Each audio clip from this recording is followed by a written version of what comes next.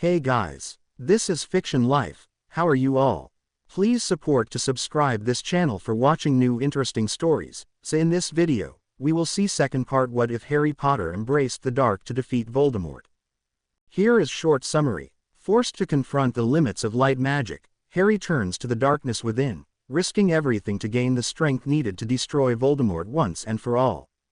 But before we start, if you want more stuff like this, then be sure to subscribe and like this video. And if possible, share this video with your friends. Now let's start the story. Once, Harry could remember listening to Dumbledore speak with something like awe. Oh, he had always agreed that the headmaster was a little bit mad, just as Percy had confirmed at his very first Hogwarts feast, but he had always firmly believed that Dumbledore was a great man who deserved respect and admiration. He'd still believed that after the horror of his second year, and even more firmly so after his third year when he had helped them free Sirius and Buckbeak. Sometimes, Harry had to wonder if he had changed or if Ali had changed him. Had his perception of the old headmaster changed so much because of Ali, or had he noticed the flaws in the man he had once so highly respected because, for the first time, he had another perspective? Harry would like to believe that he would have come to view Dumbledore in the same way even if he had not met Ali until later. He couldn't comprehend how manipulative Dumbledore would have been had Harry not taken a stand of his own.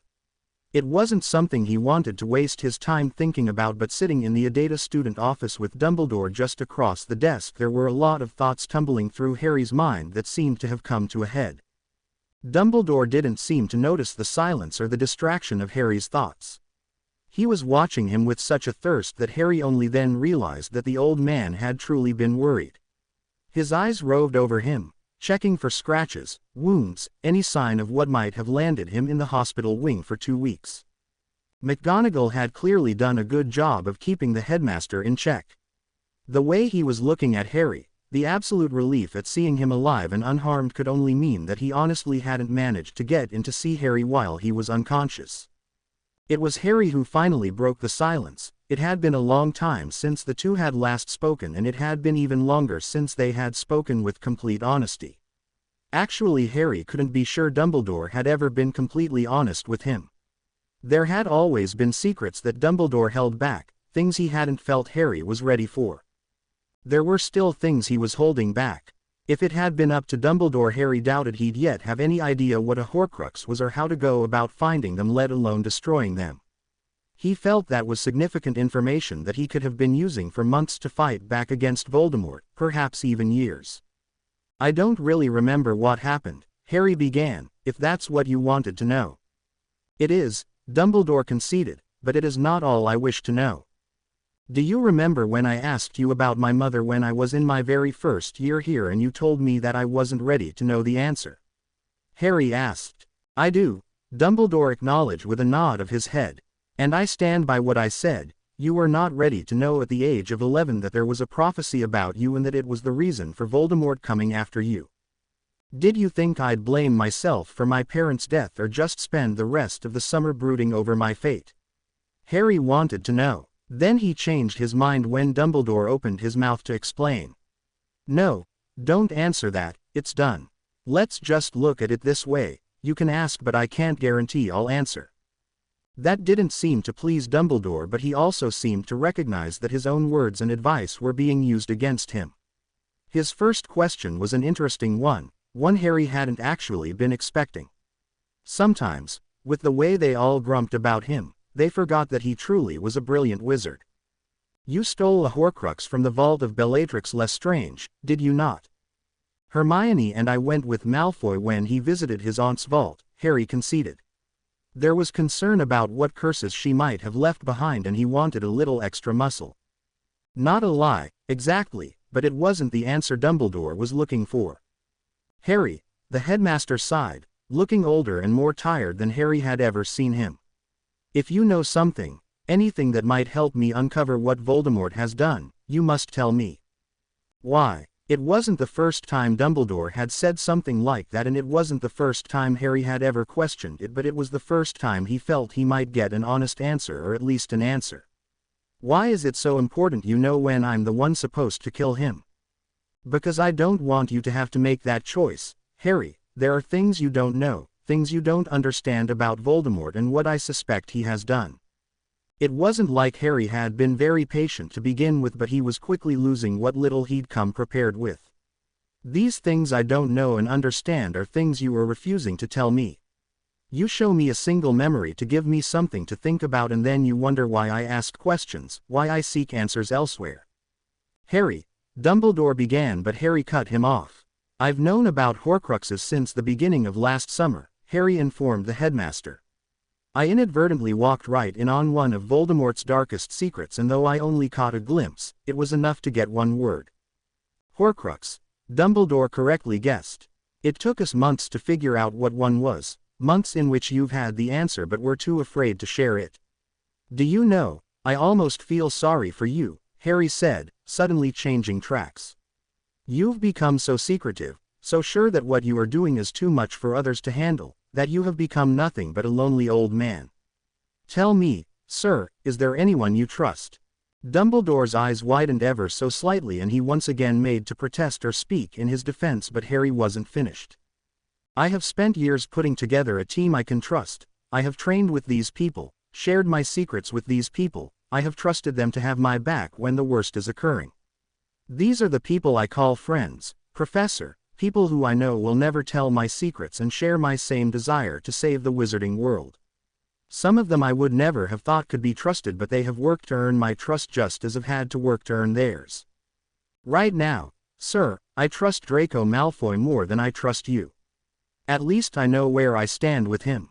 Mercifully, there was a knock on the outer door, so Harry didn't have to sit there for one more minute considering the look he'd just left on Dumbledore's face.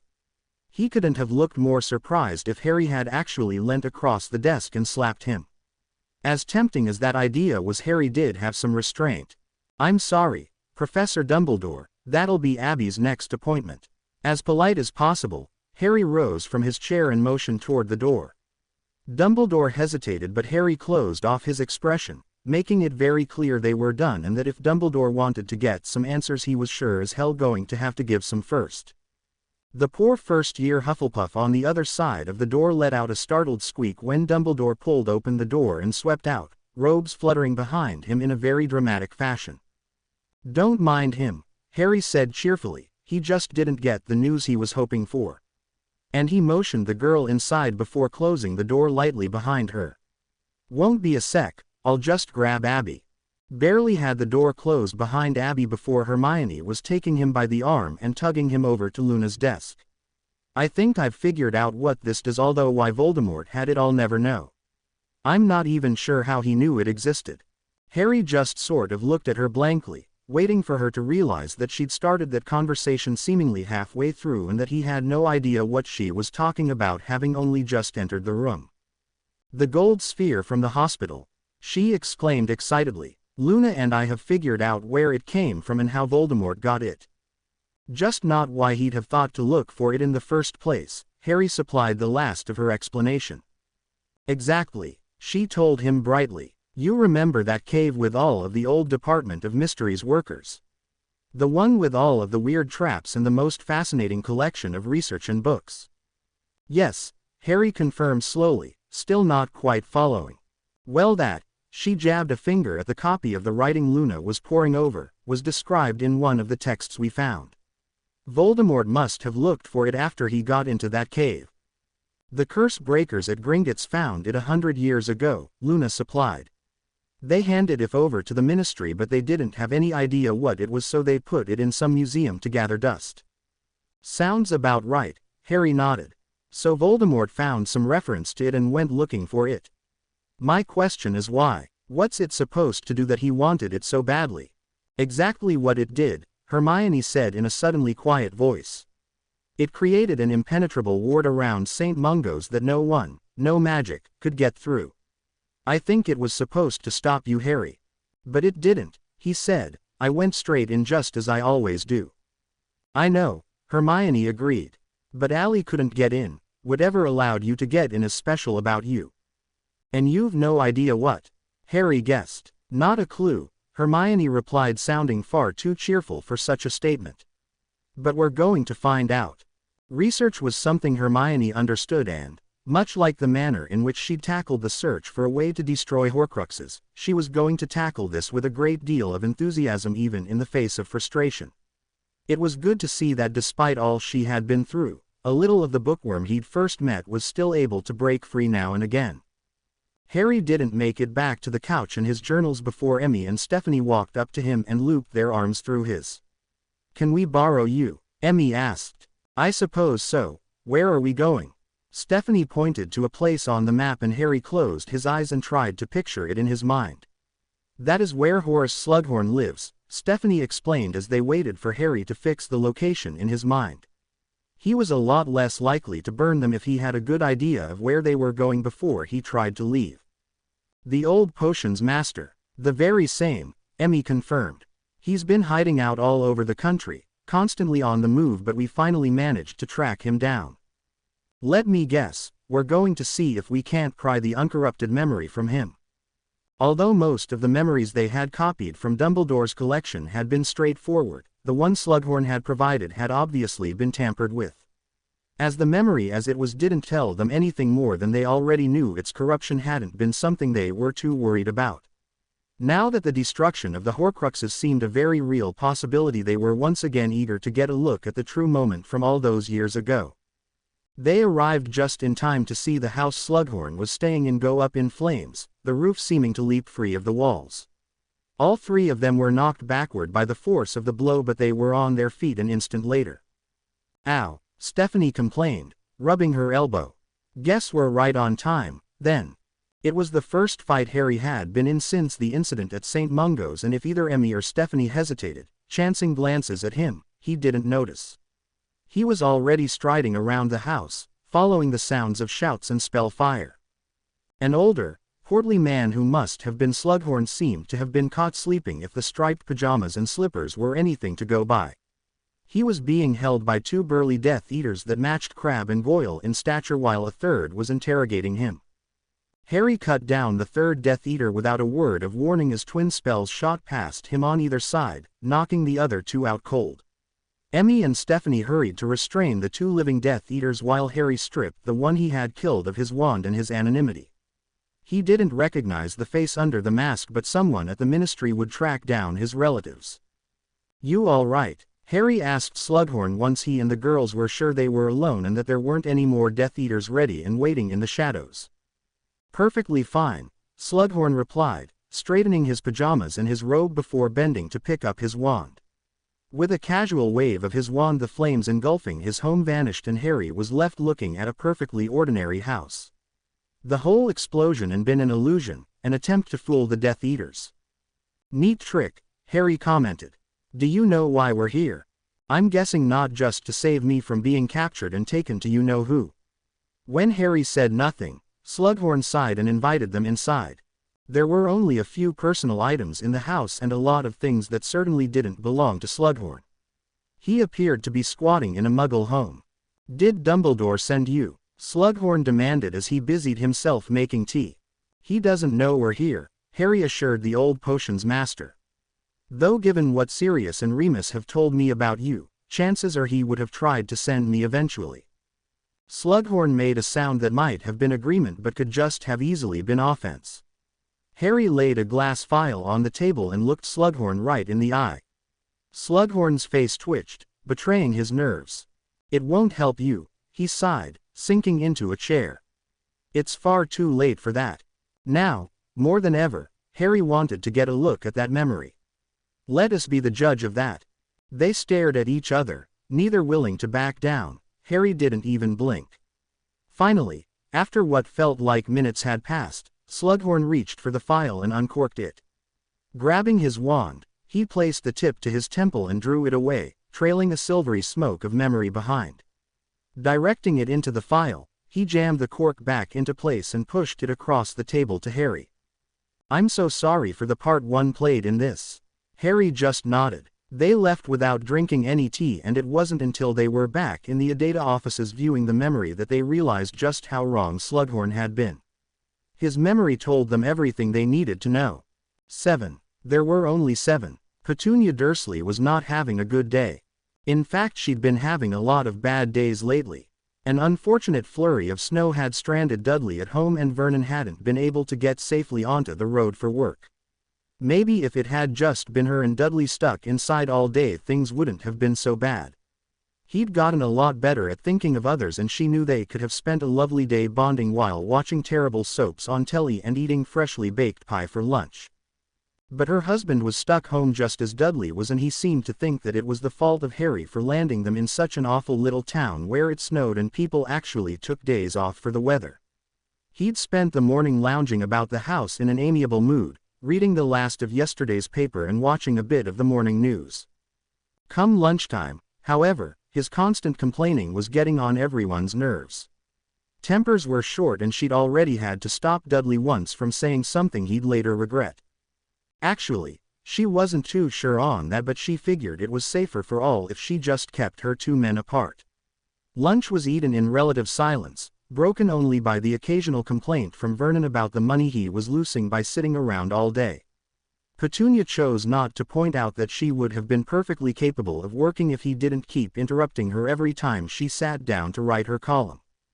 Things came to a breaking point mid-afternoon when Dudley settled into the living room where his father was watching telly and purposefully unfolded that morning's Daily Prophet, which had a nice big photo on the front of a boy named Draco Malfoy looking very smug as he stood showing off a large manor that bore a proud sign declaring the place to be the Malfoy Institute for Magical Melodies and Injuries, the Malfoy Institute for short.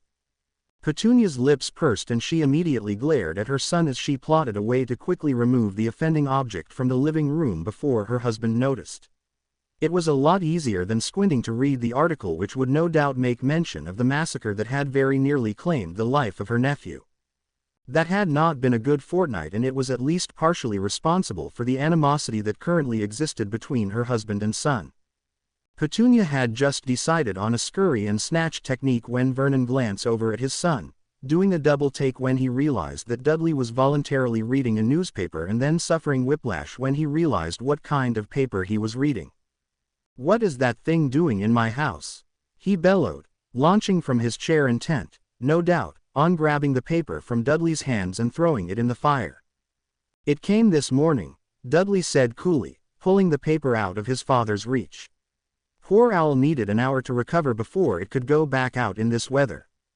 Vernon sputtered some incoherent nonsense and launched himself anew at his son, snatching the top of the paper and tugging until Dudley was forced to release it lest it tear. "I thought I was clear, boy," Vernon raged. This rubbish is not allowed in this house. We got rid of this claptrap when we got rid of that good-for-nothing boy. I will not have this in my house."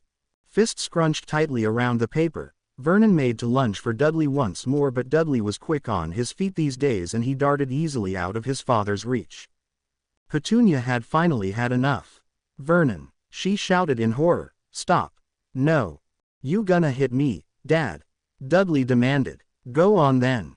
"Dudley," Petunia shrieked, outraged, but Dudley had finally grown tired of his father's attitude. "You think I care what you say, whether you want that stuff in this house? It's not even your house, Dad. You really think Harry was going to let it be put in your name?" Vernon's face went, if possible, an even darker shade of purple, and he rounded on his wife, eyes wide and nostrils flaring. "What is this rubbish?" he demanded. Petunia was unable to speak, shrinking back in fright from her raging husband. Dudley had no such qualms. "Do you even realize how much Harry has done for you?" he demanded. "Do you even care? That boy was nothing but a useless, parentless freak. A criminal," Vernon snarled, chest heaving as he struggled to breathe. "Kicking him out was the best thing I ever did." Dudley laughed. "You didn't kick him out. He left. He's living in a bloody great house with more money than he knows what to do with." "Kick him out." Dudley laughed again. Vernon lunged for his son again, hands outstretched, no doubt to wrap around Dudley's no longer ginormous neck, when flames erupted between them and Harry appeared quite suddenly, cheerful greeting ready to fall from his lips. Vernon's hands closed around Harry's neck, and in the time it took Petunia to shriek, Vernon was on the floor, knee pressed into his chest and a wand poking him under the chin. Looking around him with narrow eyes, Harry demanded, "What the bloody hell is going on here?" Pushing off the wall on shaky legs, Petunia approached him, hand gently taking his chin, she tilted his head to check for any marks her husband might have left. She was so glad, though not really surprised, to see there wasn't a mark on him. Dudley came up and put an arm around his mother's bony shoulders. On the floor, Vernon was still struggling to breathe. Thinking he was pushing on something vital, Harry released the pressure of his knee and slowly got to his feet, wand held steadily on his uncle at all times. "I don't suggest you move." "What happened?" Harry asked again, eyes going from his aunt to his cousin. "The usual," Dudley grumped. "Dad saw something he didn't like and decided the best way to deal was to yell and rage." "You shouldn't have taunted him," Petunia admonished, speaking as though her husband wasn't even in the room. Vernon wheezed something that might have been a protest or an attempt to defend his actions, but Harry cast a silencing charm on him. "He deserved it," Dudley snarled. "You can't just go hitting someone just because they're reading something you don't like." It was then that Harry spotted the copy of the Wizarding newspaper on the floor. He couldn't help but agree with Petunia that it hadn't exactly been a great idea to provoke him. That still didn't excuse Vernon's behavior. "What do you want me to do with him?" Petunia considered her words very carefully. "Nothing. There's nothing you can do. It's up to me, and I should have done this a long time ago." She shrugged off her son's arm and marched to stand over her husband. "Vernon," she said sharply, "I want a divorce." Harry and Dudley gaped at her, mouths hanging open in complete shock. On the floor Vernon raged silently, vein throbbing and mustache jiggling. Petunia wasn't finished. "You have 3 days to pack your bags and get out. Dudley and I will be staying with Harry. Do not be here when we get home." Resolute in her new decision, Petunia stepped up beside Harry and gripped his arm tightly. Dudley hurriedly did the same, and with one last look at Vernon Dursley, Harry flamed the two of them out of the house and back to his own. The moment Petunia released his arm, she burst into tears and likely would have fallen to the floor were it not for Dudley's quick reflexes. "Oh my God," she cried, "what have I done?" Dudley gently steered his mother into a sitting room and pushed her gently down onto the couch. Pip appeared suddenly at his elbow and he requested tea and something for the shock. He was only vaguely aware of Harry beside him. "You did what you had to," he soothed, still not quite able to believe what had just happened. "You did the right thing, Mum." It was with shaky hands that Petunia Dursley accepted the teacup that rested on top of a silver serving tray, balanced above the head of a house elf. The shock was so great that she didn't even flinch at the sight. Later, when his mother was settled into a guest room and Harry was getting ready to head back to Hogwarts, Dudley admitted it had indeed been a long time coming. "She did the right thing," Harry agreed, unable to believe that would be the last time he would ever have to see Vernon Dursley again. While Dumbledore was down at dinner, Hermione and Ginny snuck into his office to steal the Horcruxes he had in his possession. This time there was no way for Hermione to deny that what they were doing was in fact stealing, but this was too important for her to get all worked up about it. George had offered to try and work up some quick copies that would fool Dumbledore for at least a few hours after he picked up the fake, but Harry had knocked the idea back, claiming that he wasn't all that bothered about hiding this one from Dumbledore. Whatever had occurred between them in the Adata student office, it had finally pushed Harry into openly pushing Dumbledore's buttons. Hermione could only imagine this blowing up in their faces later, and she really hoped it didn't get her expelled. Ginny had offered to go it alone, but Hermione was resolute that she needed to see Dumbledore's office for herself. She kept hoping that there was something there that everyone else had simply missed. Besides, as it stood, she was the only member of the Adata who hadn't broken into Dumbledore's office. It was beginning to feel like a rite of passage that she'd almost missed out on. Ron had laughed when she'd told him and offered to take her then and there. "You're not missing much," he'd assured her. "Maybe your butt going numb and a lot of boredom." Still, she hadn't been able to turn down this opportunity, and it really was a good idea for her to have a look around. None of the other Adata members were especially clever when it came to logic and books. There was a good chance she would see something the others had overlooked, if only because she was so well read that she was able to make a connection that the others would think random. As it turned out, there really wasn't anything for her to find, and it took Ginny all of 2 minutes to break through the spells guarding the objects that had once housed a piece of Voldemort's soul. With a disappointed sigh, Hermione allowed Ginny to cover her with the invisibility cloak, and the two snuck out of Dumbledore's office the same way they'd come in, through the door. 15 minutes later they were back in the Adata offices gathered around Stephanie's desk. Laid out before them were all of the Horcruxes they knew about. The cup, the diary and the ring, which had been a nightmare to get a hold of as Dumbledore hardly ever took it off, were lined up with the locket, which was sealed in a glass jar sitting at the end. They still hadn't been able to find any basilisk venom, but Hermione had found that if they stuck the locket in a sealed and spelled jar, then it didn't have the normal effect of making everyone irritable and cranky. Is this even going to work? Harry asked, watching Ruby with curious eyes. The unspeakable had her wand out and was quickly reading through some notes she had made on a sheet of parchment.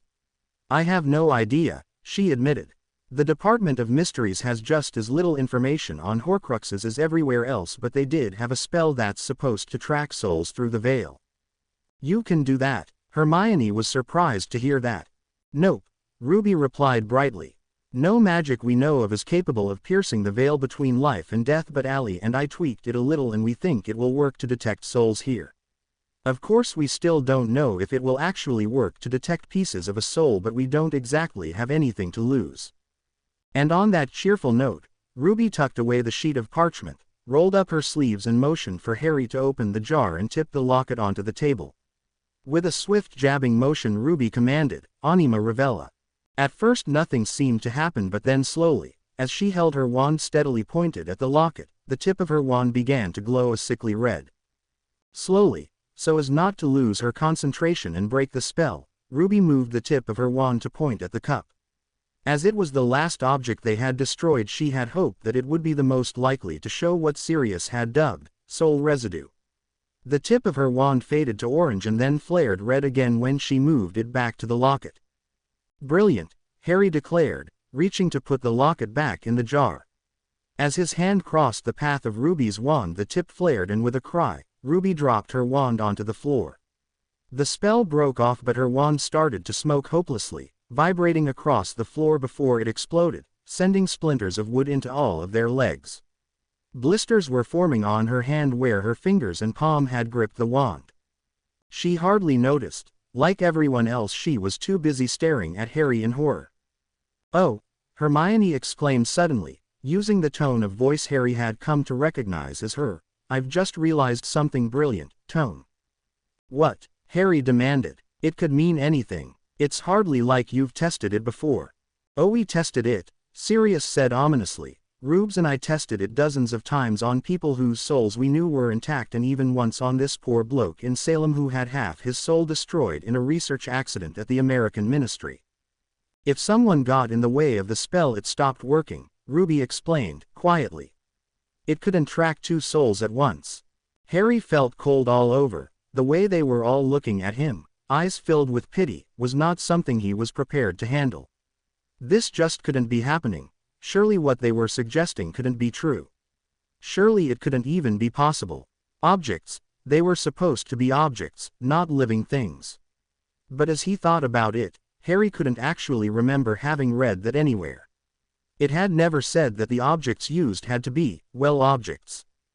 You're a Horcrux, Harry, Hermione whispered, with tears in her eyes. You have a piece of Voldemort's soul inside you. The destruction of Horcruxes was vital in the fight against Voldemort. He knew this, and he also knew that they had a way to go before they were even at the point where they could destroy all 7 of Voldemort's Horcruxes. He was not going to waste time worrying about what that might mean for him when there were things that needed to be done. Enough, Hermione, Harry shouted, cutting off her nervous rambling about what this meant, what it could mean, and how they were possibly going to overcome this new obstacle. But he cut her off again. He was done listening to her. He was done listening to all of them. It had been a week since they'd discovered he was harboring a Horcrux, and all anyone had researched or thought about was how they were going to save Harry while destroying the piece of evil soul wedged in him. He could put up with it from Allie. She'd told him in no uncertain terms that she was not about to let him die, so if he even thought about trying to distract her, she'd seal him in a bubble made from cushioning charms and lock him in a tower in some remote desert where no one would ever find him. Her threat, he'd taken very seriously, and he truly believed that if anyone could find the answer to this new problem, it was her. So he let her stress and worry about it, and he worried about all of the other things they needed to focus on. There were still more Horcruxes to be found and destroyed. He was trying to look at his as just another one they'd been lucky enough to find. He did not need people tiptoeing around him like he was about to drop dead. Or sprout evilness and kill them all. He'd been carrying this thing around his whole life, and as far as he could tell the only thing it had done was give him the ability to speak Parseltongue and a shooting pain whenever Voldemort got too close. "Ali is looking into it," he told his friend sternly. "We need to focus on finding the last 2. 3, Snape said coolly. "I believe we still need to find 3. "What?" Hermione squeaked. "I thought he only made 7. Snape nodded, though he didn't look particularly pleased with what he was considering. "I think we need to consider the very real possibility that he is unaware of the piece of his soul he left in Potter. I do not believe he would have so easily let you go on living if he knew a piece of his soul resided in you." "Yeah, but wouldn't killing me just destroy that piece of his soul?" "Only if he did not take steps to transfer it first." "He can do that?" Harry asked, horrified. He turned to Hermione. "Can he do that?" Hermione simply shrugged. What they actually knew about Horcruxes was not nearly enough. There were just so few people willing to talk about them and even less willing to write about them. After this was all over, Harry was going to make Hermione write a book all about the destruction of Horcruxes. The book would not make a single reference to the creation of them, but he would have her fill as many pages as she could on how to destroy them. Even if it was a slim volume, he hoped that in the future, if someone ever tried something as horrific as Voldemort had done, then there would be help for those who needed it. Of course, there was also a good chance Ali would still be around to provide answers. He wasn't going to even consider whether or not he would be around. He'd like to be, of course, but he was trying to be realistic, and if it came down to it, between his life and destroying Voldemort, well, there really was no question. Harry would do what he had always done. He would do what was necessary. Harry shook his head to clear his thoughts. "Look, let's just focus on finding the Horcruxes we do know about. Have we narrowed down the choices for the Ravenclaw object?" "Luna has some ideas," Hermione admitted, causing Snape's lip to curl. The potions master still had trouble believing most of the stuff that came out of Luna's mouth, even after a good portion of it had proven useful. "Excellent," Harry cheered. "You two get on that and I'll go to Quidditch practice."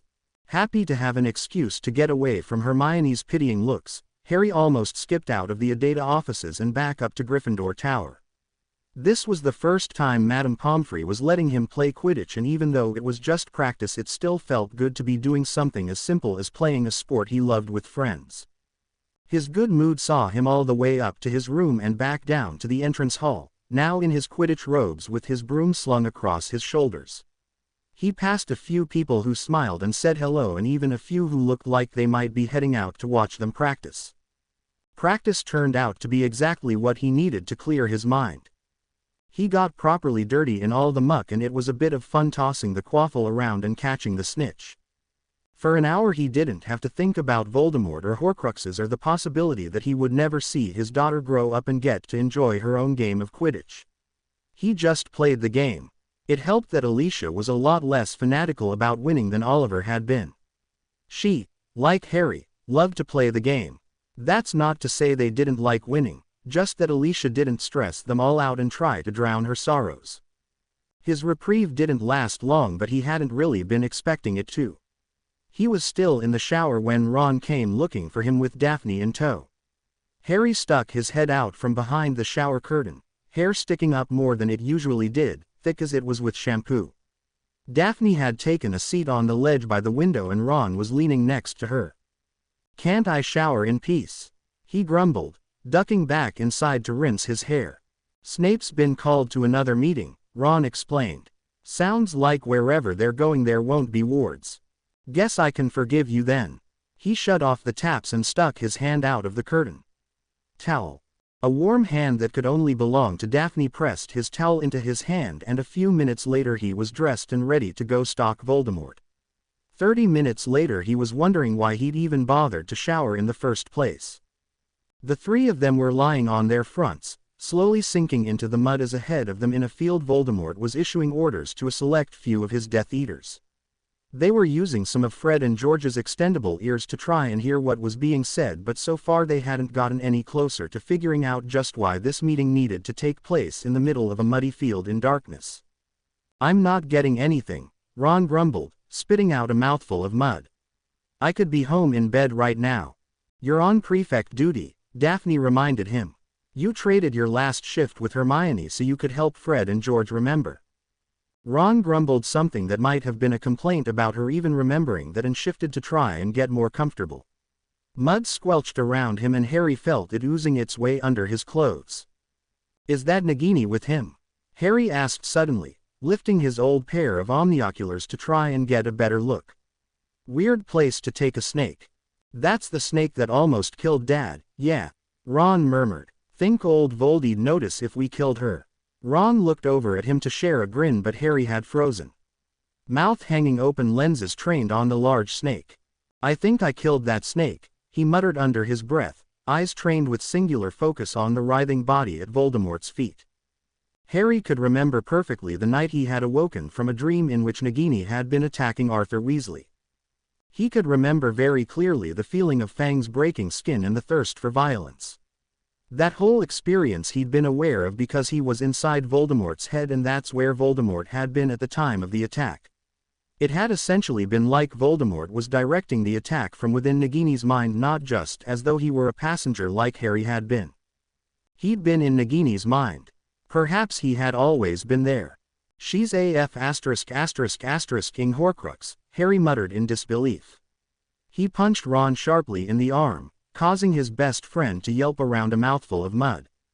"Ow," he complained, "don't pull your punches or anything." Completely ignoring Ron's pained rubbing of his arm, Harry gestured sharply to Nagini. "That is not an ordinary snake," he hissed excitedly. "That is a Horcrux." "You mean we actually get to kill it?" This thought seemed to brighten Ron up considerably. "Yeah, but how?" Harry wanted to know. "I could have sworn I killed that snake when he attacked your father, and yet there it is still looking alive and snake-like." "As opposed to frog-like?" Daphne queried. Harry shot her a quelling look. Now was not the time for her to borrow Ron's sense of humor. "So we trap it and wait until we get some basilisk venom," Ron said with an easy shrug. "I'm all for breaking up this little party. Someone has to pay for getting mud in places I didn't ever want mud to be. Why not let it be old Voldy himself?" "Ron," Daphne said with such fond exasperation he automatically grinned at her. "If we take Nagini, he's going to know we know, and we really don't want him knowing we know until we want him to know." Harry and Ron blinked at her. That was an overuse of the word "no," wasn't it? Was cute, though. Ron gave her his own fond look. Harry wanted to roll his eyes, but he too couldn't help smiling at seeing his friend all goofy and in love. Something was happening out in the field. Voldemort seemed to be pointing out something to his men because their eyes were following where his hands pointed and they were nodding. One by one the Death Eaters bowed to their Dark Lord and vanished until Voldemort was left standing in the middle of the field with Snape and his snake. What are they waiting for? Ron wondered, but his answer came almost immediately. A deep chill crept across the ground toward them, freezing Harry deep in his soul. Their breaths puffed out before them and all three of them looked up. Dementors. 6 of them were gliding toward Voldemort and Snape, coming, thankfully, from the opposite direction to where the trio were hiding. For another 5 minutes Voldemort issued orders to the Dementors before he allowed Snape to leave, and then, after one final word to the creepy soul-beeping creatures, he left. They watched the Dementors spread out and form a perimeter around the area Voldemort had been standing. They were obviously guarding something, but not anything they could see. As far as they could tell, there was nothing there to see, certainly nothing that needed guarding by Dementors. Harry and Daphne played a quick game of rock paper scissors to decide who was going to stay lying in the mud while the others sorted out a watch detail. Ron was suddenly grateful that he had prefect duty, so he had a ready excuse why he shouldn't have to lie in the mud all night.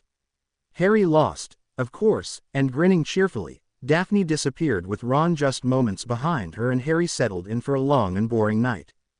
While Harry was getting comfortable in a patch of mud warmed by his own body, Ron was taking a nice relaxing shower, trying to psych himself up to a night spent patrolling the castle. The last time he'd got stuck with this duty he'd spent the majority of his night going over his transfiguration notes as he aimlessly wandered up and down random hallways. The only people who had been out were the students, teachers and house elves on duty protecting the castle. It was always more than a little creepy to walk past a suit of armor that nodded in greeting, but McGonagall had assured them all that the armor would come in handy. Ron had assumed she meant for them to wear them, not set them watching the front doors to the castle. His patrol started out quiet enough. There were still plenty of students walking around using what time they had before curfew to get some study in, and Ron caught a glimpse of color out of the corner of his eye, a quick snog behind not-so-closed doors. There were a few stragglers he had to move on, but otherwise the students of Hogwarts were beginning to understand the importance of the curfew. Not because they felt it was a suitable time for them to go to bed, but because curfew signified the time at which they had to go to their posts. For most students this just meant being in their dormitories or their house common rooms, but some nights it could mean settling into a dark corner on the second floor, avoiding Myrtle and making sure no one tried to sneak in through the Chamber of Secrets. Colin Creevey had that lucky job that night. He was lying on the window ledge staring up at the stars through the window, one of his legs hanging down and swinging back and forth, toes brushing the floor. Ron tapped his shoe lightly against Colin's as he walked past. Colin raised a hand in greeting but otherwise didn't move. He was perfectly hidden from anyone trying to emerge from the bathroom, but from any other direction he was easily spotted. He had a few more interactions like that one. Hannah Abbott was settled in a corner behind a statue of Merlin at the base of the North Tower. That particular watchpost had been made into a comfortable little study nest. Hannah was sitting cross-legged, highlighting important things in her history of magic textbook with her wand. Around midnight, Harry turned up, feet making squelching noises as he approached the 7th floor and the comforts of Gryffindor Tower. Anything new? Harry shook his head. Nothing. Just the creepy sentries when I left, but George and Emmy are there now. He waved goodnight and Ron continued on his way. Time crawled on as he continued to prowl the castle. He was just 5 minutes from freedom and sleep when Snape finally returned to the castle. He swept in through the front doors, face set in his usual grim scowl, and made a beeline for Ron where he'd been mounting the stairs to return to the Adata offices. "We have a problem," Snape reported, moving quickly across the marble floor to meet Ron. Which is, of course, when the wards around the castle fell and the castle shook like something huge had slammed into the side of it. "I'll sound the alarm." Months earlier they'd run a drill. Ron just hoped that it had been enough. Snape's voice boomed through the castle ordering everyone to his or her posts, and Ron turned to run. They were out of time. Voldemort was coming to them. Hogwarts was a castle under siege. The wards may have fallen, but others had sprung up in their place, shrinking the safe zone around Hogwarts so that Hagrid had been forced to move into the castle with Fang. When the initial attack had happened, when the giants had first used their brute strength to bring the wards crashing down, they had all run to get in position. Those who could were moved to the evacuation points and everyone else had battened down to prepare. That was 7 days ago. 7 long days of explosions that shook walls, spells and weapons volleying back and forth from the castle walls, and the vast number of dark creatures and Death Eaters surrounding the school. The first few days had been tense. All of the students had been low on sleep and extremely on edge. They'd hardly left their posts, runners moving between them to pass messages and only leaving for food and quick naps. By day 4 they'd had to relax a little. Cut off, for the most part, from the outside world, the students were crumbling without proper rest and meals. By day 5 McGonagall and Harry had started up classes again, trying to keep things as normal as possible. There were absences, of course. They couldn't relax all of their defenses, but by day 7 the change had a noticeably calming effect. The occasional explosion of something being thrown at the wards made them flinch, but for most of the students it was a simple matter of keeping their heads down and just pushing through. Harry and the Adata didn't have the luxury. There was a constant fear that this siege was just another distraction, just another diversionary tactic so they wouldn't see the real attack until it was too late. It didn't help that Dumbledore was nowhere to be found. Anadina had reported he'd left the castle sometime around midnight and he hadn't made it back before the original wards fell. As he had no way of getting through the new ones that McGonagall and the House Elves had created, he hadn't been seen in the castle. They could only hope that wherever he was working on something that could help them stop Voldemort once and for all. On the upside, they had plenty of time to search the castle for possible relics of Ravenclaw. Of course, it also meant that anytime they wanted to leave the castle, Harry had to play magical flaming taxi. It definitely limited who and how often they left the castle. This particular trip was to pick up Ron and Hermione, who had pulled watch on Voldemort's field. Over the last week, Voldemort had returned to the field every day to supervise what looked to Harry like an archaeological dig. The Muggle men Voldemort had spelled to do the work were meticulous in their task. It was like a refined version of Time Team. They still had no idea what Voldemort was looking for, and with the Dementors guarding the place day and night, there was just no way for them to get close without having to alert the creepy guards to their presence. When Harry appeared beside Hermione, his oldest friends were bickering quietly about ways they could get close enough to have a look. Ron was all for the old-fashioned distraction tactic, but Hermione was insisting it would never work. "They'll still know we've been there," she insisted. "Those Muggles may be spelled, but they'll still see everything we do and report it, even if they don't exactly want to. And then there's the fact that Voldemort is here," Harry murmured, voice soft with amusement. "Yes," Hermione agreed smartly, "and then there's that. And the stupid snake," Ron added. They'd done some research on the matter, and from what they'd found, and covertly tried, they had yet to find anything that could actually permanently kill the snake. "It's a pity I can't just kill her like I did the basilisk," Harry mused. "You'd think a dirty great sword could kill a small snake like that." "Oh my God!" exclaimed Hermione suddenly, her volume threatening to expose them. "It's goblin made," she hissed excitedly, hands gripping Harry's shirt tightly. "Get me to Hogwarts," she demanded, fisting her other hand around Ron's wrist. "Now," she almost shouted when he still hesitated. He didn't hesitate any longer. Apparently whatever she'd just realized was far more important than waiting another 2 minutes for the replacement team to arrive. When they arrived in the Adata offices and Hermione actually explained her thinking, Harry could honestly say that what she'd realized was really damn important. "The sword of Godric Gryffindor is goblin-made," Hermione explained to the members assembled in the offices. "A blade like that takes on aspects that will make it stronger." When they all looked at her blankly, she elaborated. "When Harry killed the basilisk, I believe it imbued the sword with the power of basilisk venom. We don't need an actual basilisk," she cried happily. "We just need the sword of Gryffindor, which is on display in Dumbledore's office," Ginny happily concluded. "Excellent. We destroy the locket, kill the snake and off Harry, and we're done." Harry winced. "Too soon, Gin, too soon." She apologized, but it didn't seem that her comment had been much of a dampener on everyone's moods. The fact that they'd finally found something to destroy the remaining Horcruxes could only be considered a win. They still had a bit of time before they would have to face up to Harry's imminent demise. "We still don't know what the Ravenclaw artifact is," Daphne reminded them. "We might be able to destroy the locket, and Harry if we must, but we have to find the Ravenclaw one first." "Actually," Stephanie spoke, "I've had an idea about that." At least 7 different voices all turned to look at her, saying, "What?" "Well," she reasoned, "if you were going to hide something in Hogwarts that you didn't want anyone finding but that you wanted them to think was junk if they did come across it, where would you hide it?" There were quite a few blank stares in response to that, and Harry looked around at the others to see if any of them had an inkling what she was talking about. "The come-and-go room," Dobby squeaked, making Hermione jump because she hadn't even realized he was there. "What? The room of requirement?" Ron clarified and then added slowly, "Ooh. That junk room that always pops up when you need a place to hide things." Daphne raised her eyebrow. "What things have you been trying to hide? Like I have any secrets from you," Ron scoffed, causing Hermione's eyes to widen in surprise. Harry purposefully didn't notice because it was a lot easier for his friendship if he didn't notice the little signs that Hermione wasn't exactly over her crush on Ron. That and the fact that there were far more important things going on.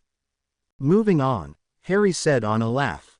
"Why don't you two check out the room of requirement using Ruby's spell?" "Yes, that is exactly how I wanted to spend my night," Daphne muttered. At that moment something exploded on the wards directly outside the Adata offices and they all tumbled to the floor.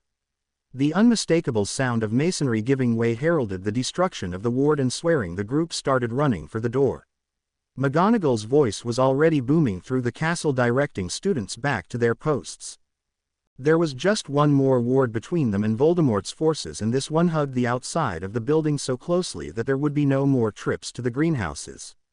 Harry could only hope that everything Madame Pomfrey needed or that Professor Sprout wanted to save had already been removed. He also didn't want to think about any students that may have been tapped on the outside when the ward came down. He would have time to think about them and mourn later. They were running out of time. They were going to have to start fighting back. "We need to get ready," he announced suddenly, coming to a quick conclusion. "Tonight, we bring the final ward down. Tonight, we take the fight to Voldemort's forces." Ron and Daphne skidded to a halt, both looking at him with understanding. Hermione was looking at him as though he were insane, which, let's face it, was entirely possible given the weight resting on his shoulders. "Find that Horcrux," he sharply ordered Ron and Daphne before turning to Hermione. "Ali and Remus are upstairs in Dumbledore's office trying to find something in his personal library that will help me." "Help them? What are you going to do?" Hermione lingered to ask. Neither Daphne nor Ron had bothered to stay and find out. "I am going to have everyone in this castle ready to fight back." Of course, it was easier said than done. Harry may have spent almost a year training the students to prepare for something like this, but that didn't mean that putting into practice something that filled the students with fear was anywhere near easy. The first step was to actually devise a plan to put into action. They had come up with numerous different scenarios of just how Voldemort might eventually try to take the castle, but all of the ones that involved a siege didn't seem to work with what he was thinking now. As soon as they took down that last ward, there needed to be a team ready to take the rear of Voldemort's forces. Trapped in the castle, there were 4 different sides the army of Death Eaters and dark creatures could attack from, but by forming a ring around the castle or even funnels at the entrances, they were exposing themselves to an attack from behind. Voldemort would know they could use that to their advantage, of course, and for the most part Harry didn't think Voldemort actually saw the students as any kind of a threat, at least not to him in his all-powerful glory. That was what they needed to use to their advantage, the fact that the only people in any real position to talk about just how much of a fight the students could put up were all either dead or in the hands of the Ministry. And Ali, Ruby and Sirius had spent a lot of time culling the Ministry of any lingering Voldemort supporters who had escaped last year's attack. So how could they best use this to their advantage? How the hell was he supposed to organize all of their other allies to attack tonight when he was the only one who could move to and from the castle with any kind of freedom? He seriously doubted Ali would be drawn away from her research just to play flaming taxi. Moving toward the Great Hall and the group of professors he knew he would find there, Harry began to form the beginnings of a plan. Ron paced back and forth before the wall to the room of requirement, fixing in his mind exactly which room he wanted to see. As soon as the door appeared, Daphne reached past him and turned the knob, pushing the door open to peer into the room. They were going to have to search for something that could very well be the size of a needle or a large car. This could take days, Daphne murmured when she caught her first glimpse of the teetering towers and twisting aisles filled with millions of little things the occupants of Hogwarts had seen fit to hide. 1,000 years of junk, Ron confirmed heavily. It will definitely take days to search this properly. We don't have days, Daphne reminded him unnecessarily. Even with Ruby's spell, how do we narrow it down? A slight crack announced the reappearance of Dobby the house elf. Is this helping, Master Ron? Ron looked down to see that Dobby was holding an old and rather worn wizard's hat out to him. It was the Sorting Hat, perhaps the only reliable relic in the entire school that was both 1,000 years old and still capable of coherent thought. It was exactly the kind of thing they could use to help them narrow down their search. Daphne clearly thought so too, because she beamed at Dobby, bending to give him a swift key to the cheek before snatching the hat from his hands and ramming it onto Ron's head. Apparently he'd be wearing it while she performed the spell. He'd have been offended by the implication she didn't trust him to do the spell if he didn't already know that her spell work was much better than his. Blow stuff up. Sure, he was great at that, but his fine spells and charm work paled in comparison to hers. He was man enough to admit it. Ah, Ronald Weasley, still trying to prove yourself to your brothers. The voice whispered into his ear, though it didn't actually wait for an answer. No, no, you've done quite well for yourself, haven't you? Are you done? Ron asked impatiently. We haven't got all day. If it were possible for a hat to huff indignantly, then that would be exactly what the hat did. Still, he directed Ron to walk deeper into the room, explaining that it was obvious the junk closer to the door was from the last 2 decades. The deeper they went, the more Ron felt like Bill exploring some long-forgotten Egyptian tomb. There better not be an ancient curse in the back there, Ron muttered aloud. Daphne laughed lightly, but Ron could see by the strain around her eyes and the tightness of her jaw that it was taking a lot out of her to maintain the spell, which was stubbornly staying a hazy sort of yellow. It was like being on the weirdest sightseeing tour. Every now and then the hat would make some comment about an object they walked by, musing on its history and how one person from Hogwarts history or another had been missing that for some time. Grab that, he said harshly, startling both Ron and Daphne with the force of his words. He seemed to be talking about a gold jewelry box that was perched precariously on the edge of an old end table that was missing one of its legs. What is it? Daphne asked as she produced a cloth pouch from the pocket of her Slytherin windcheater and carefully maneuvered the box into it. The hat bowed in approval of her handling of the object. It was a very strange movement to feel on the top of your head. A very dark object that should never have been allowed inside the school. I'd appreciate you destroying it when you're done here. Curious but realizing the hat wasn't about to give anything away, Daphne nodded her agreement and they set off once more. Finally, after what felt like hours, they reached an area that satisfied the hat and that Daphne could agree contained a lot of objects that were popular or made at least 50 years before. Now they just had to hope the hat could narrow down the object they were looking for. A boom echoed through the room, shaking dust from the ceiling and sending numerous piles tumbling to the floor. The last ward was down and they were running out of time. It had taken a few minutes for Voldemort's army to notice the wards were down, and those few minutes were all Harry had needed to take them by surprise. It seems that it didn't matter that they were attacking a school. The Death Eaters hadn't actually been expecting anyone to put up much of a fight. It was all the sweeter knowing that some of the last moments those Death Eaters had were filled with fear of children. A group of 7th years led by Emmy blew the front doors open, literally. The unexpected assault from the inside sent wood and stone hurtling into a crowd of surprised Death Eaters, and before they had a proper chance to recover, Emmy led the charge out of the castle and onto the grounds. Spells were flying, launching into the dust-covered group and knocking down witches and wizards before the smoke had cleared. Emmy's group kept on moving, pushing the Death Eaters back until they had formed a semicircle around the gaping hole where the front doors of the castle should have been. She would see to it that no one made it through her ranks, even if it meant dying. They had a castle to protect, a castle filled with mostly innocent children. Something hard slammed into her right shoulder and she felt a strange numbness spread down her arm to the very tips of her fingers. She yelled in pain, fingers spasm and nearly causing her to drop her wand. She grabbed it from her suddenly slack fingers and started firing spells left-handed. Her accuracy might not have been spot on, but she would not stop now. Other people were screaming. Some of them were her fellow students, most of them were Death Eaters. The Hufflepuff to her right fell suddenly, legs folding under him like jelly. Before she even had the chance to cry for aid, a house elf was there, hand landing on the boy's shoulder and disappearing with a sharp crack. A heartbeat later, a 5th-year Ravenclaw was taking his place. Someone lunged at her out of the crowd of swarming Death Eaters. She only caught a glimpse of fiery red hair before she was tackled to the ground. Her right arm useless, she couldn't get the force needed to shove the thing off her. A blast of spell fire from her left sent her attacking flying, and then a hand was reaching down to grip her shoulder and haul her to her feet. Something warm was dribbling down her neck, but she didn't want to risk raising her one good hand to her neck to check the damage. Another glimpse of her attacker told her all she needed to know about the wound on her neck, and she set fire to the creature's robes. A vampire, she demanded of no one in particular. A freaking vampire. She didn't think any of Lupin's classes on dark creatures had prepared her for actually getting attacked by a real live vampire. But she didn't have time to think about that. Ducking under another curse, she started firing Snape's slashing curse over and over again into the crowd. Screams and blood.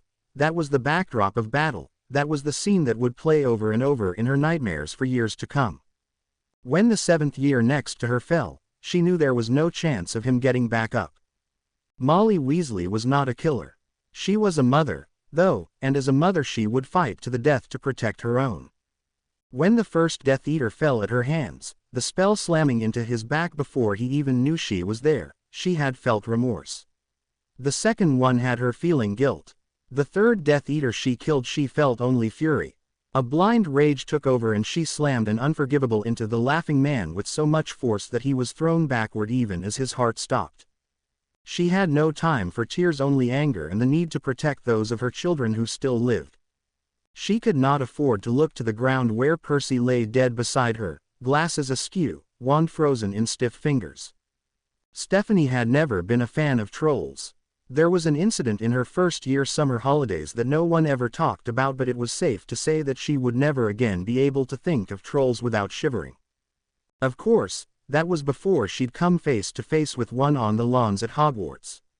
This particular beast had lumbered around the greenhouses and simply walked through the ranks of Death Eaters trying their luck with the side of the castle. It didn't seem to care whether it was taking out Death Eaters or students with its club. One of the 4th years she was directing took a solid hit to the chest that sent him careening back into the castle wall. Even over the sounds of battle and the screams of spells and the dying, Stephanie heard the sounds of bones breaking. He would never see another day at Hogwarts, never see another fight or a game of Quidditch, he'd never get to key a girl or experience love. Rage churned inside her and she snagged another of her team to work with her to take on the troll. A third grabbed them both by the backs of their shirts and pulled them back, sending them tumbling to the ground, just as something huge fell from the sky. When Stephanie got to her feet, all that was left of the troll was a flat mess of blood and gore squashed into the grass beneath a huge chunk of the castle wall. Looking up, she imagined she could see a big hairy face smiling down at her surrounded by first years. Maybe thinking about trolls wouldn't be so bad after all. Sirius and Ruby stood back to back, working together perfectly to keep the circle of Death Eaters at bay. There was no time for sarcastic comments or witty banter. There was no time for fear or bravery. There was only time to fight, to think about the next spell, the next move. Sirius ducked under a spell, feeling Ruby crouching with him before she rolled across his back in a move that looked practiced but had occurred purely on the fly. Her leg kicked out and she knocked out a few of a Death Eater's teeth before slamming a spell into a different Death Eater's face. The sounds of his screams became the soundtrack to the fall of the next few Death Eaters. Then Remus was there, fighting his way through the throng of Death Eaters with Tonks at his side. Sirius, oldest friend, had a snarl on his face that was almost wolfish, and he was putting down more Death Eaters with what seemed like decades worth of repressed anger and resentment than Sirius had ever seen from his fiend. The two shared an animalistic smile, the last the pair would ever have the chance to. When Remus fell, the sound that emerged from Sirius' lips was much more animal than human. He deserved nothing less than an Order of Merlin First Class for this. Propped against the side of the broom shed in a puddle of his own blood, Jesse had his wand gripped tightly in one hand while the other clutched desperately around his thigh in a failing attempt to stem the flow of blood. He'd known the instant the spell had hit him that he wouldn't be getting up any time soon. Whatever it was the bitch had hit him with had severed an artery. The blood spurt alone had almost made him heave. Instead, he'd allowed the Creevy brothers to drag him to a point of relative safety where he'd pulled himself into a sitting position and begun to pick off passing Death Eaters one by one. His vision was starting to blur around the edges and it was becoming harder and harder to lift his wand. His spells were hitting Death Eaters low, most of them being hit in the knees or thighs, and with his good leg propped up and his free arm propped on top, that was about the only place he could hit as they darted by. Colin grunted beside him, cradling his younger brother to his chest as he fired spell after spell. Jesse didn't think he'd even realized his brother was dead. Not that he though it would change the desperate way he hung on. Something hot and purple shot past his nose and the place where Colin had been erupted into shards of glass. As consciousness escaped his grasp, Jesse could only wonder what the hell kind of spell turned someone to glass and shattered them into a million pieces. At least the brothers had died together. Ron and Daphne burst into the fight, desperately searching for any sign of whoever was in possession of the Gryffindor sword. They knew Harry didn't have it, but neither of them had been around to find out whom Harry had ordered to retrieve it. Scanning the grounds, Daphne pointed sharply toward Hagrid's hut. Squinting, Ron could just about make out Neville swinging the sword with surprising precision as he protected a group of house elves tending to some wounded students. Each wraith the sword touched seemed to shrink in on itself before vanishing in a pinprick of light. Muttering about the sword being so damn far away, the couple began to fight their way across the grounds to the only weapon they knew of that could destroy the diadem tucked safely away in Daphne's cloth pouch. Ron hadn't even had time to giggle over the image of Voldemort wearing a tiara. The path to Neville was filled with the fallen bodies of Death Eaters and students. Spells were flying from every direction, and there was a chance that they'd be hit by friendly fire and not just the wild spells cast by Death Eaters. Daphne leapt over the fallen body of a troll, no time to go around, and whipped a spell at a ghoul that had made to leap out from under the fallen body. Ron finished it off as Daphne kept running. It was about the only time she'd ever let him act as bodyguard, but she was carrying something far too important to worry about reminding him she was strong enough on her own. Ron swatted away a curse using the spelled sleeve of his dragonhide jacket, sending the yellow spell into the back of an unsuspecting Death Eater who was bending over a fallen student about to render the final killing blow. Down! Daphne shrieked, and his body obeyed automatically. A good thing, too, as the boulder that flew over his head was unlikely to have been something so easily put off by a last-minute spell. He swore, launching to his feet and slashing his wand sharply, directing a cutting curse across the throat of the troll who had just tried to squash them. Blood sprayed across the pair, but they continued their sprint across the grounds toward Neville. A sudden roar went up among the Death Eaters, and for a moment Daphne and Ron stilled. The tumultuous roar of triumph was a cheer of support that could mean only one thing. Voldemort had arrived, and that meant that Nagini wouldn't be far behind.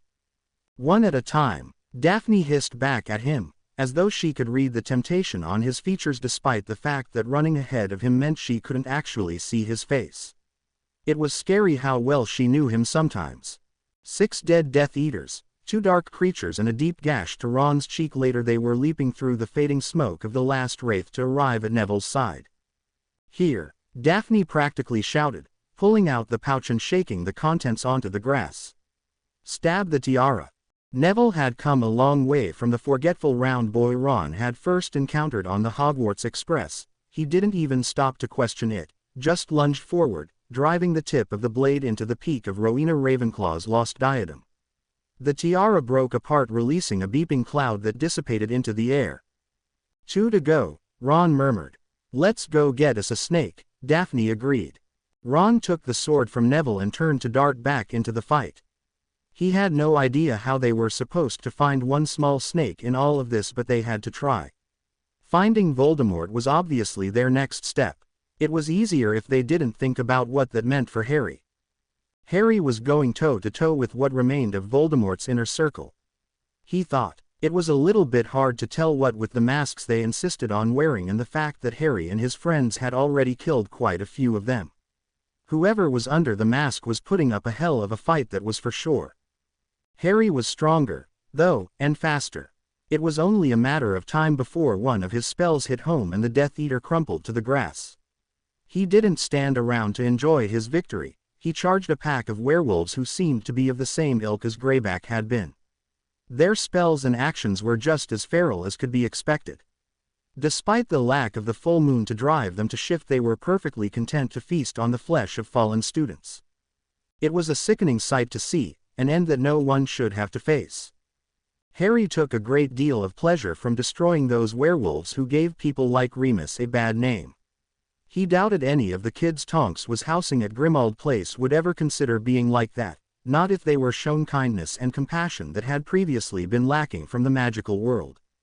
He caught a glimpse of red hair out of the corner of his eye, and a second later he could see Ron, sword of Gryffindor in hand, charging across the battlefield toward the area where the cheers and shouts had originated when Voldemort had arrived.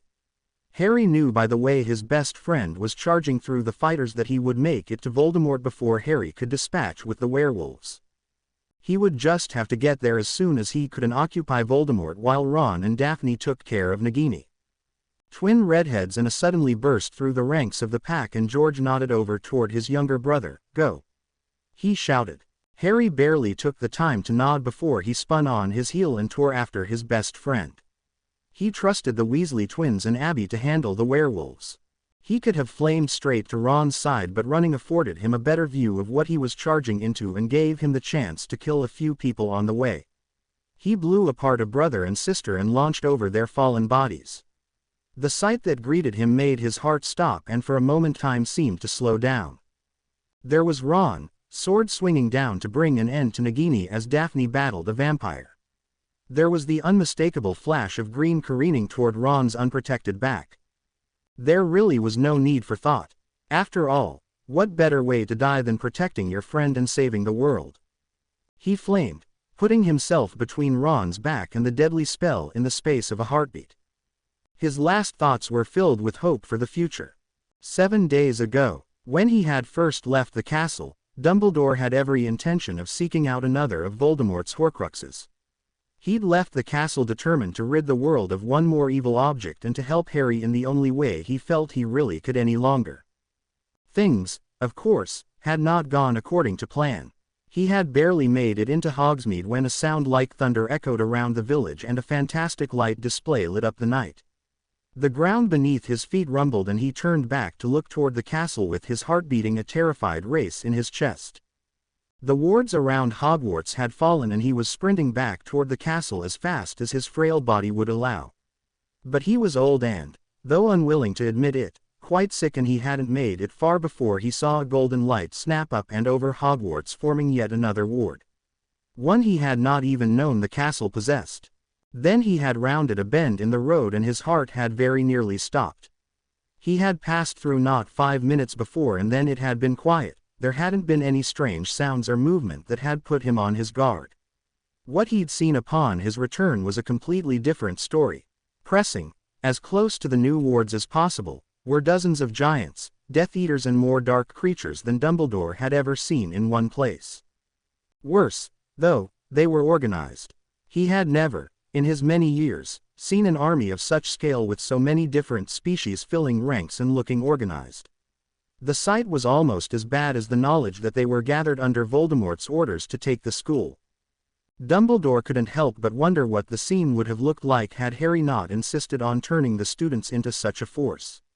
Would Voldemort have needed all of these men and creatures, or would he have merely snuck into the castle through some unknown route and taken them all while they slept?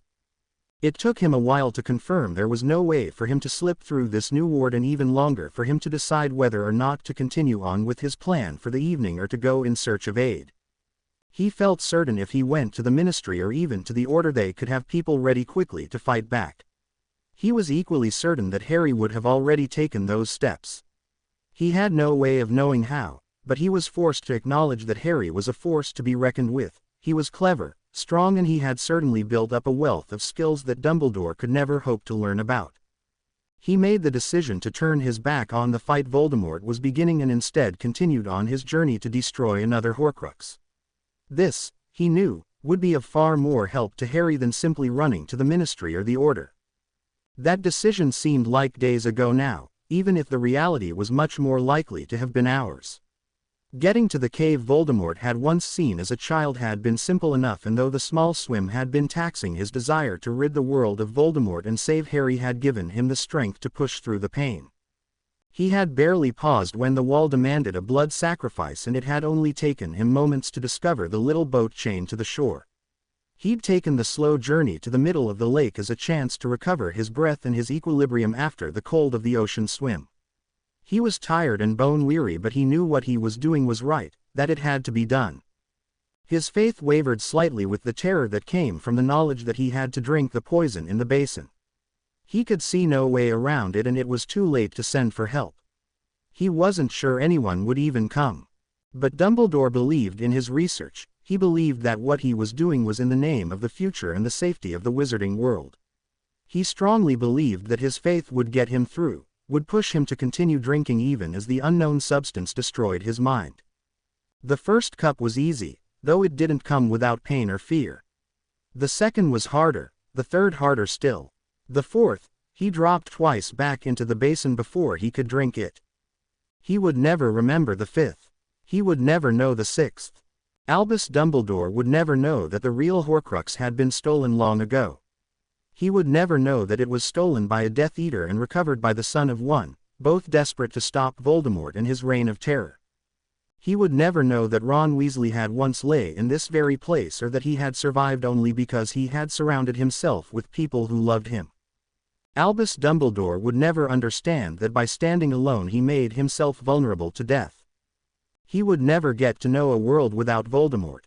Now, after the massacre at St. Mungo's, Ruby had made an offhand comment, purely for academic reasons, that she would have loved to have seen Harry lost to his power and how it was he completely destroyed Voldemort's forces. She wanted to take it back now. Someone up there had been listening, and she now felt like she was the butt of some higher power's joke. She wasn't getting to see Harry in all of his glory because Harry was dead. Watching him flame in front of the killing curse meant for his best friend would be an image permanently seared onto her eyeballs. She would see the way the life simply went out of him for decades to come. It was watching Allie that would give her nightmares. If she'd thought the grounds of Hogwarts had been chaos before, it was nothing to now, in the aftermath of Harry's death. Where before there had been fighting and screaming and the sound of blood and battle and people falling, both friend and foe, now there was only terrified screams and the sounds of running. Ruby had lost sight of her best friend early in the battle. The Fiery had gone straight for the giants and the tougher dark creatures, leaving the Death Eaters and remaining forces for those more capable of coping with the weaker threats. While her eyes may have lost track of Allie and instead locked onto Harry in his final moments, the whole school, perhaps even Hogsmeade, found her when Harry fell. The sound that had erupted from Allie's mouth had silenced the battle like nothing else could.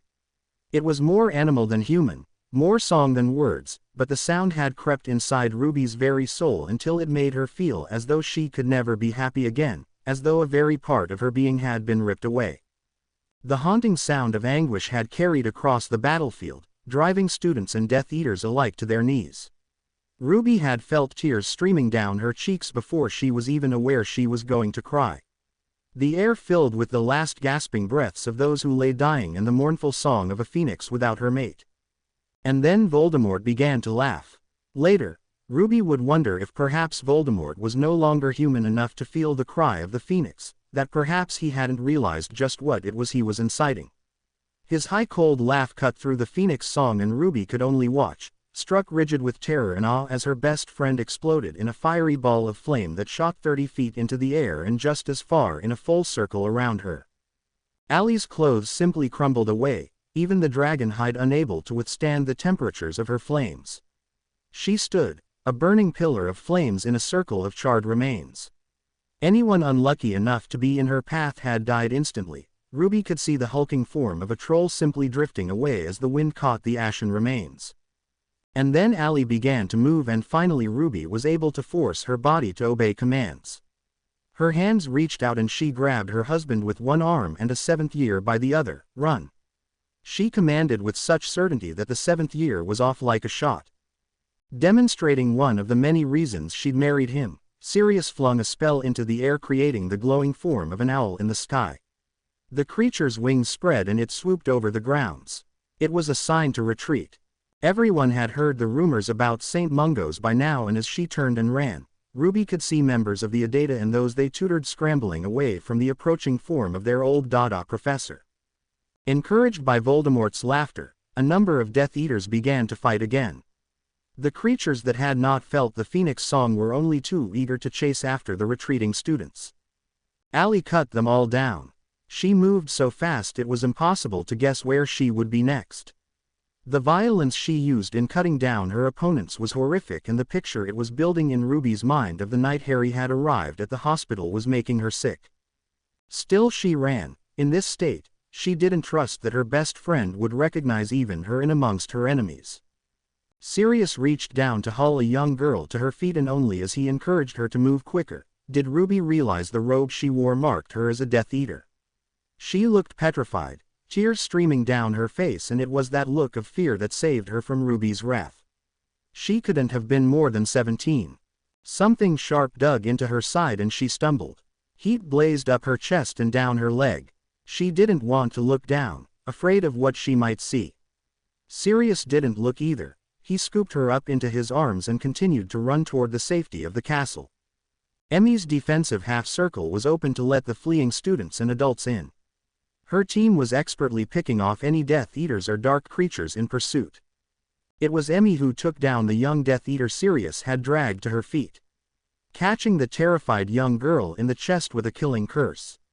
Through the pain in her side and the screams of terrified witches and wizards, Ruby could do nothing to prevent the attack. Later, when she considered the young girl's crimes, she may even be thankful for that. "Close in," Emmy shouted, as Sirius carried Ruby up the steps and into the strangely quiet castle.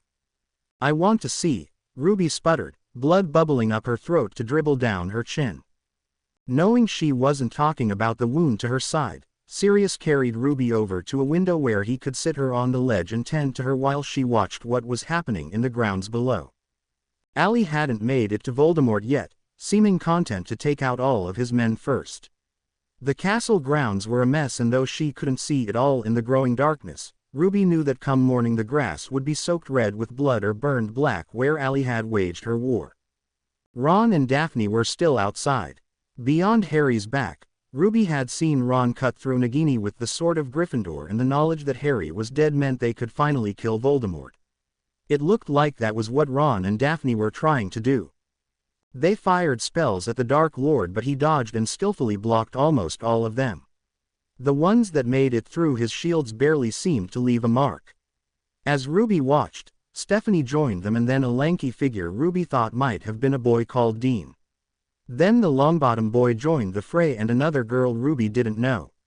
They formed a circle around Voldemort, and in an instant she realized what they were doing. They were a distraction. These kids had braved Allie's flames and their own fears to face off against Lord Voldemort just to buy Ally the time she needed to finish off the rest of his forces. But Voldemort seemed to be only toying with them. As she watched, eyes growing heavy from blood loss and not even feeling the hands working at her side, Ruby saw Neville and the girl at his side fall. She saw Dean falter before he too crumpled. She saw Stephanie take a spell to the leg that sent her flying backward. She didn't get back up, and Ruby couldn't tell if she was dead. Ruby was crying again, black spots crowding her vision until all she could see was a blur of red, and she knew to be Ron and Daphne. This was a fight none of them should ever have been involved in, a war that should never have touched them safe in their school. It was a sight they should never have seen, a terror they should never have felt. But that safety was an illusion. It was a goal, the hope to which they were all fighting toward. These kids, these brave stupid kids, were giving up everything they had, everything they could have been, to fight for a future they may never have the chance to see. Daphne fell. Ruby could imagine the sound of agony that escaped the young Slytherin's lips as her legs failed beneath her. It was just Ron now, spells, growing weaker and weaker, his body sluggish as he tried to move and dodge the spells that Voldemort lazily curled back toward him. Something gave way beneath Ron and he started to fall. Voldemort leaned forward as though he was speaking to the fallen boy, and Ron shot a spell right into Voldemort's face.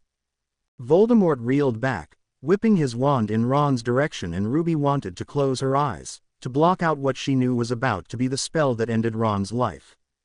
But the last thing she saw before consciousness escaped her was a tall flaming figure suddenly appearing between them, one hand gripped securely around the Dark Lord's throat. She must have been hallucinating, because that figure had looked like Harry. Sirius croaked. It was nice, the last thing she would hear being her husband's voice, even if it was calling someone else's name. Harry had no illusions about death. He hadn't been expecting much from the afterlife, even if he'd had cause to question it a time or two over his years at Hogwarts. The ability to actually talk to ghosts did raise a few interesting questions about exactly what happened to you after you died. Constantly facing death made you think on it too. He'd never considered the afterlife would look like the Great Hall with all of the tables removed. He couldn't say he'd been expecting the haunting phoenix song that swirled around him, sinking deep into his bones. And did he even have bones? He certainly felt solid enough. He could reach out and touch walls and the paintings hanging there.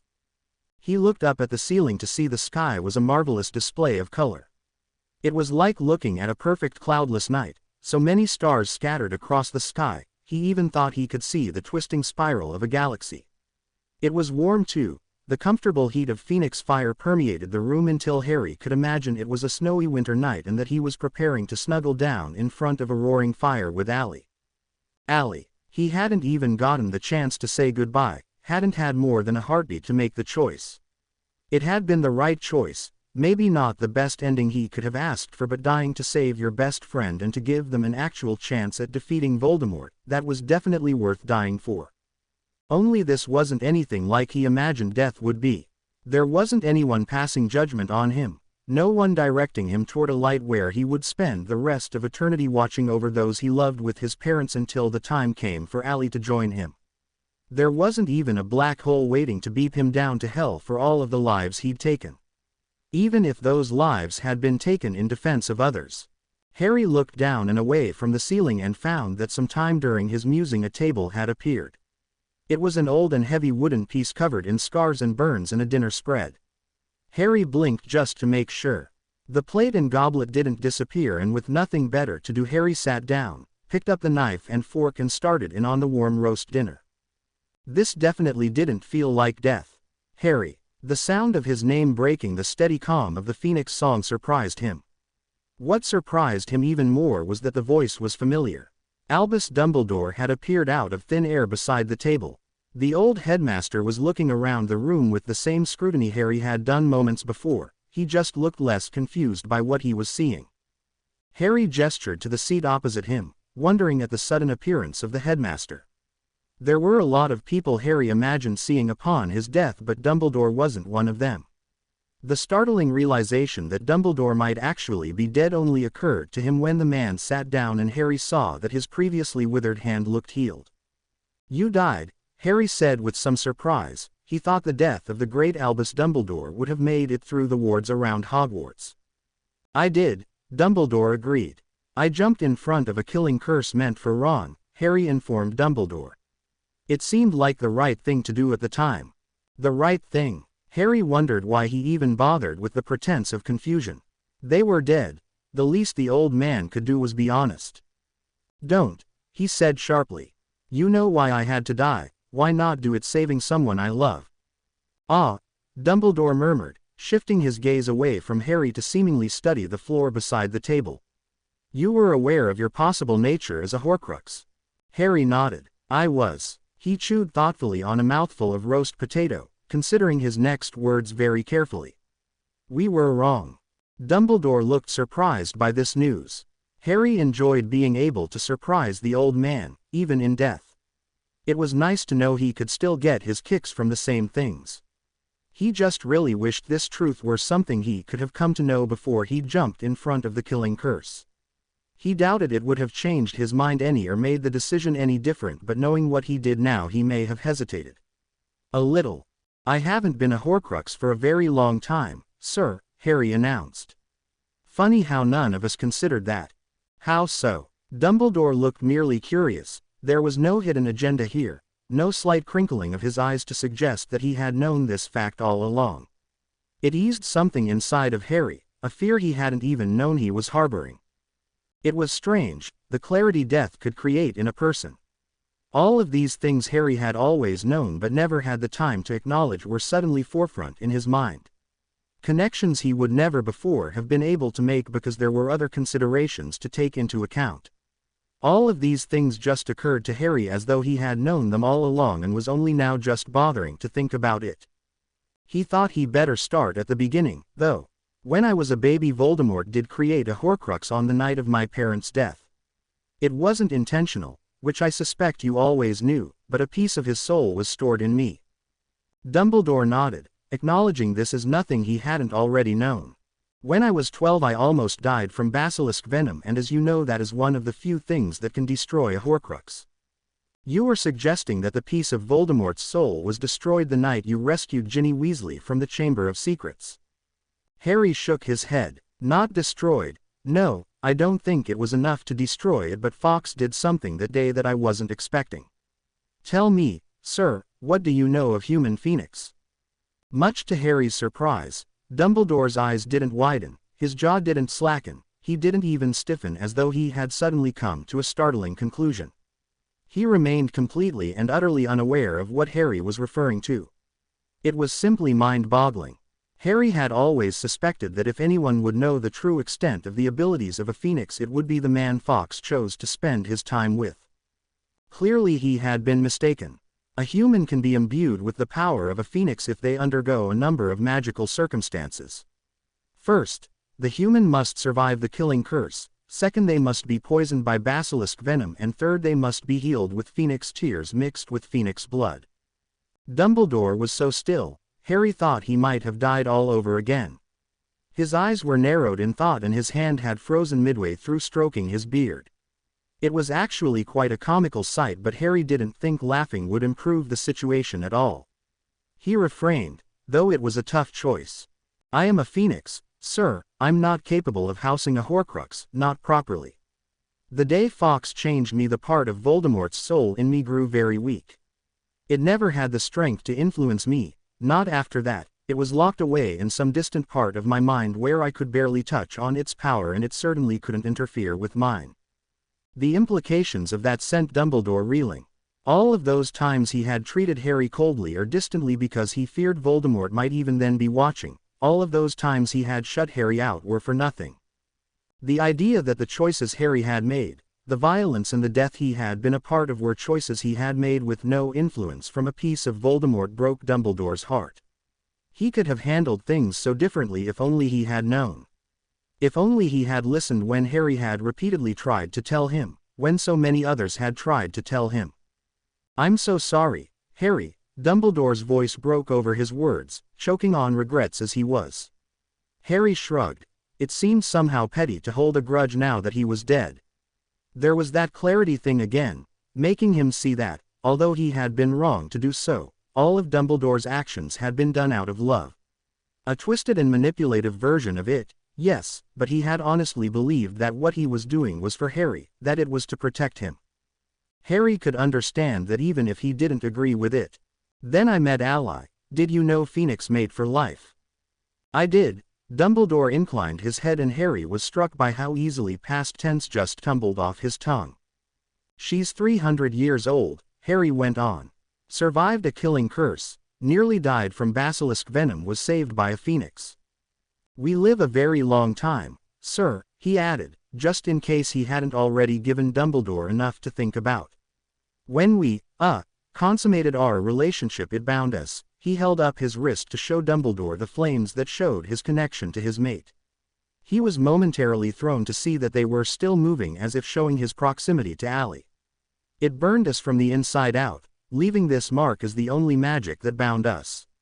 Voldemort's soul couldn't survive that. It was destroyed. Yes, but I'd been living with this piece of Voldemort for so long it left an echo, a weak shadow that allowed the connection between Voldemort and I to remain open." Harry went back to his dinner, leaving Dumbledore to contemplate all that he had just learned. He wondered if Dumbledore would question his comment about Ally's age, or if he had already drawn his own conclusions, ones he wouldn't need Harry to confirm. He certainly wasn't doing anything to hide the way his eyes were roving over Harry, seeking out any evidence of the phoenix nature Harry had. There were thousands of connections suddenly being made in Dumbledore's mind, moments he had witnessed where Harry had done or said something that he was suddenly able to make sense of. Harry, for his part, was beginning to notice a change in the phoenix song and a sudden heat burning comfortably in both of his wrists. The connection he shared with Ally was blazing through him with new strength, and the one he shared with Molly was a jumble of confused emotions that tugged so strongly at him he began to feel as though he were being pulled from his heart like a portkey tugged from the navel. Dropping his fork back onto the table with a clatter, Harry realized what was happening. "Oh," he exclaimed with some surprise and a great deal of happiness. "Turns out the killing curse can't kill me." His last look at Dumbledore, at the man he had once respected more than any other, was a brief flash of the surprised but accepting look on the old monk's face. Dumbledore would only see the delight on his face. Harry's eyes blinked open, and for a moment he was aware that Dumbledore was dead and of all the knowledge he had understood in that strange place. He blinked again and the clarity was gone. He didn't remember anything that had been said between them, didn't remember his sudden understanding of his exact role as a Horcrux. He only remembered with a strange sort of certainty, though he had no idea how he knew this, that Dumbledore was dead. The battle rushed back to him as quickly as his after-death clarity had vanished, and he was moving before he really knew his surroundings. Flaming, he once again planted himself firmly between Ron and certain death, hand gripped tightly around Voldemort's throat.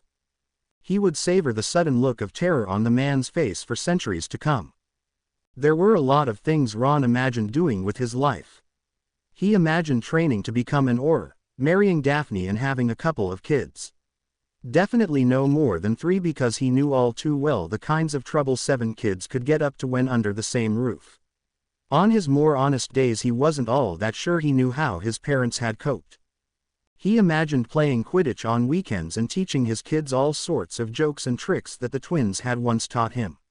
He could picture that first day of school when he would be standing on the platform waving goodbye as his eldest child prepared for their first days at Hogwarts, for the beginning of the rest of their lives. That was how he pictured his future when he sat down and really had a think on it. That was the good future, the one he was fighting for. The one where Voldemort was gone and all his children had to worry about was whether or not he'd yell at them when he inevitably tripped over the broomstick they'd carelessly left lying across the back mat. He'd imagined dinners with Harry and his family and raising their kids together. He'd also imagined another future, one where Voldemort was still gone but where things were darker and a little harder. He imagined a future where Harry died and he lost Daphne. He imagined how hard it would be to carry on knowing that although they had succeeded in killing Voldemort, the price had simply been too high. That future was one he often thought about on the bad days. The days when he woke from sleep to find Daphne thrashing and screaming, frantic limbs tangled in sheets. That was the future he imagined when they lost another member of the Adate or someone else came home with bad news. He'd never truly let himself believe that would be the future he would live. He'd never imagined that future would come about because of one selfless act by his best friend. Daphne slammed a curse into the back of a witch, sending the Death Eater tumbling face first onto the grass, arms and legs twitching as her body tried to process a spell it had no way of combating. She sent another spell directly into the face of the Death Eater crouched beside the witch while Ron gripped the sword of Gryffindor tightly in his hands, using the flat of the blade to bounce curses and spells back on their originator. Finding Nagini had been hard. The large snake had the advantage of speed and being so low to the ground that she could hide within the grass and the fallen bodies of Death Eaters and students alike. In the end, Daphne had been forced to try a summoning charm that had lasted just long enough to raise the heavy snake high enough above the grass that squinting round the grounds quickly, Ron had been able to spot the snake. Nagini had been circling lazily around Voldemort, clamping her razor-sharp fangs onto the legs of anyone she saw fit until Daphne's spell had disrupted her fun. Getting to her had been just as difficult as finding her. It was like there was an impenetrable wall of Death Eaters around Voldemort and another loose ring of people fighting hard to kill each other. Nagini was somehow in the middle, close enough to hear her master's hissing commands but far enough away that her prey didn't work for her master. Daphne dove between 2 Death Eaters, springing up behind them and grabbing them by the heads. She slammed their heads together in a manner that under different circumstances would have made Ron laugh. Instead he just ran them through with the sword. He dodged a blow, rolled and caught another spell on the flat of the blade. Something hot slapped his wrist, but though it was uncomfortable he didn't slacken his grip. Daphne darted right to avoid a fist and spun to deliver a killing blow to her left.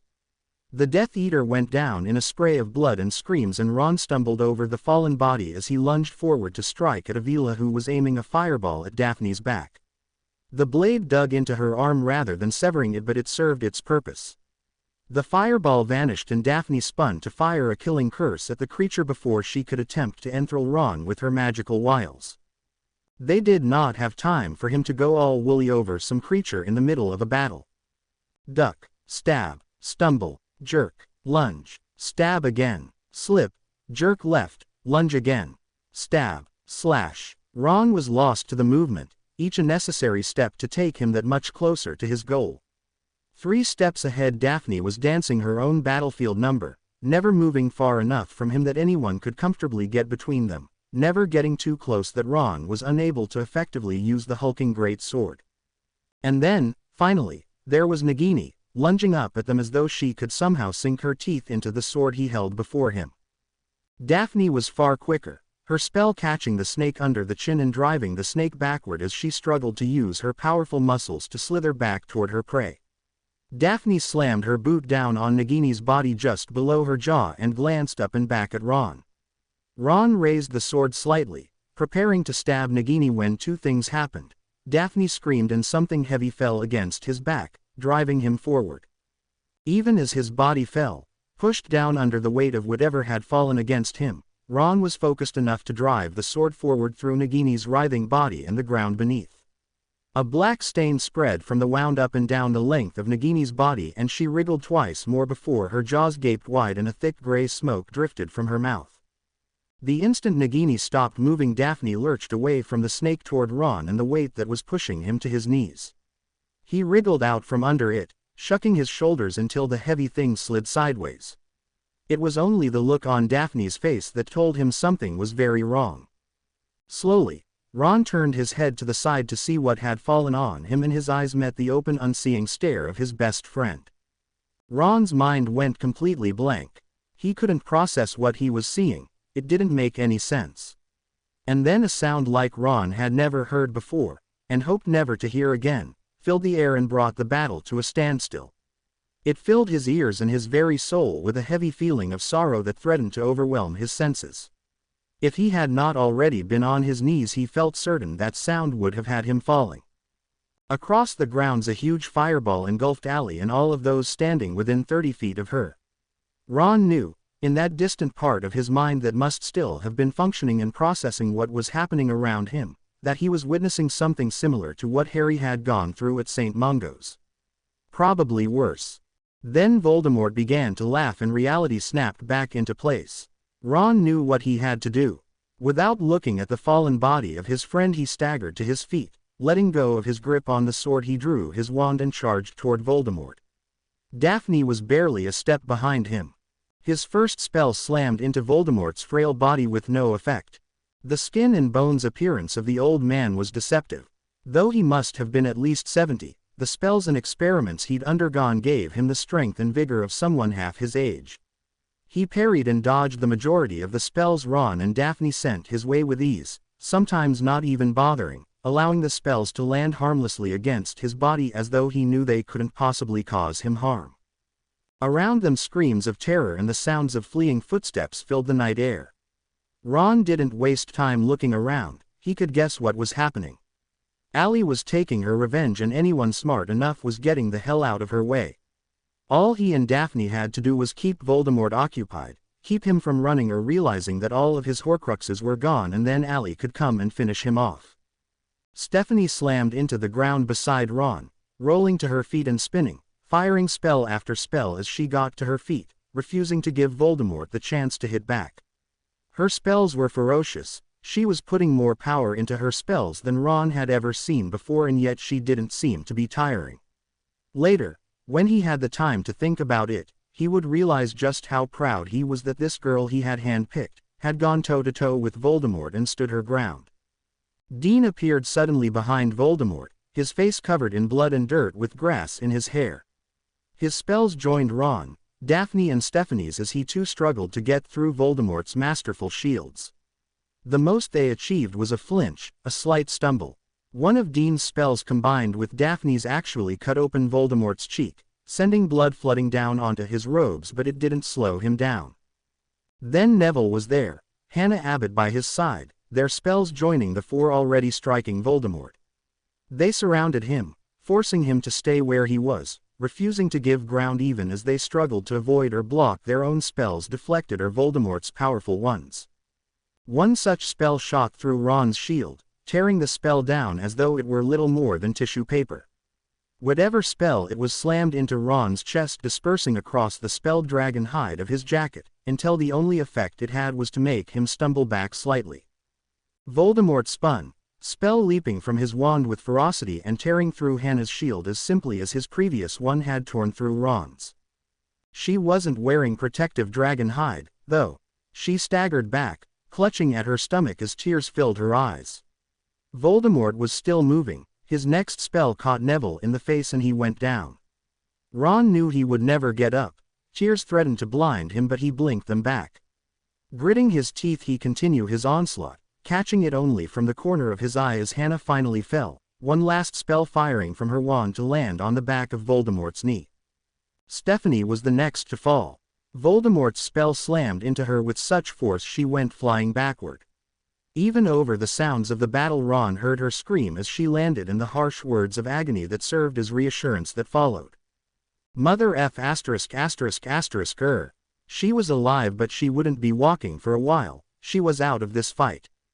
That was all of the attention Ron could spare for his fallen friend because in the next instant something wrapped around Daphne's lower legs and she went down, tumbling backward over the fallen body of a Death Eater. She made no sound when she hit the ground but Ron knew she was alive. He felt sure he would have known it if she was dead. He'd certainly felt something when she'd become trapped in that terrifying cycle of life and death. Ron was on his own now, just a lanky Gryffindor 6th year standing tall against the strongest and most feared dark wizard of all time. Which was in no way a comforting thought.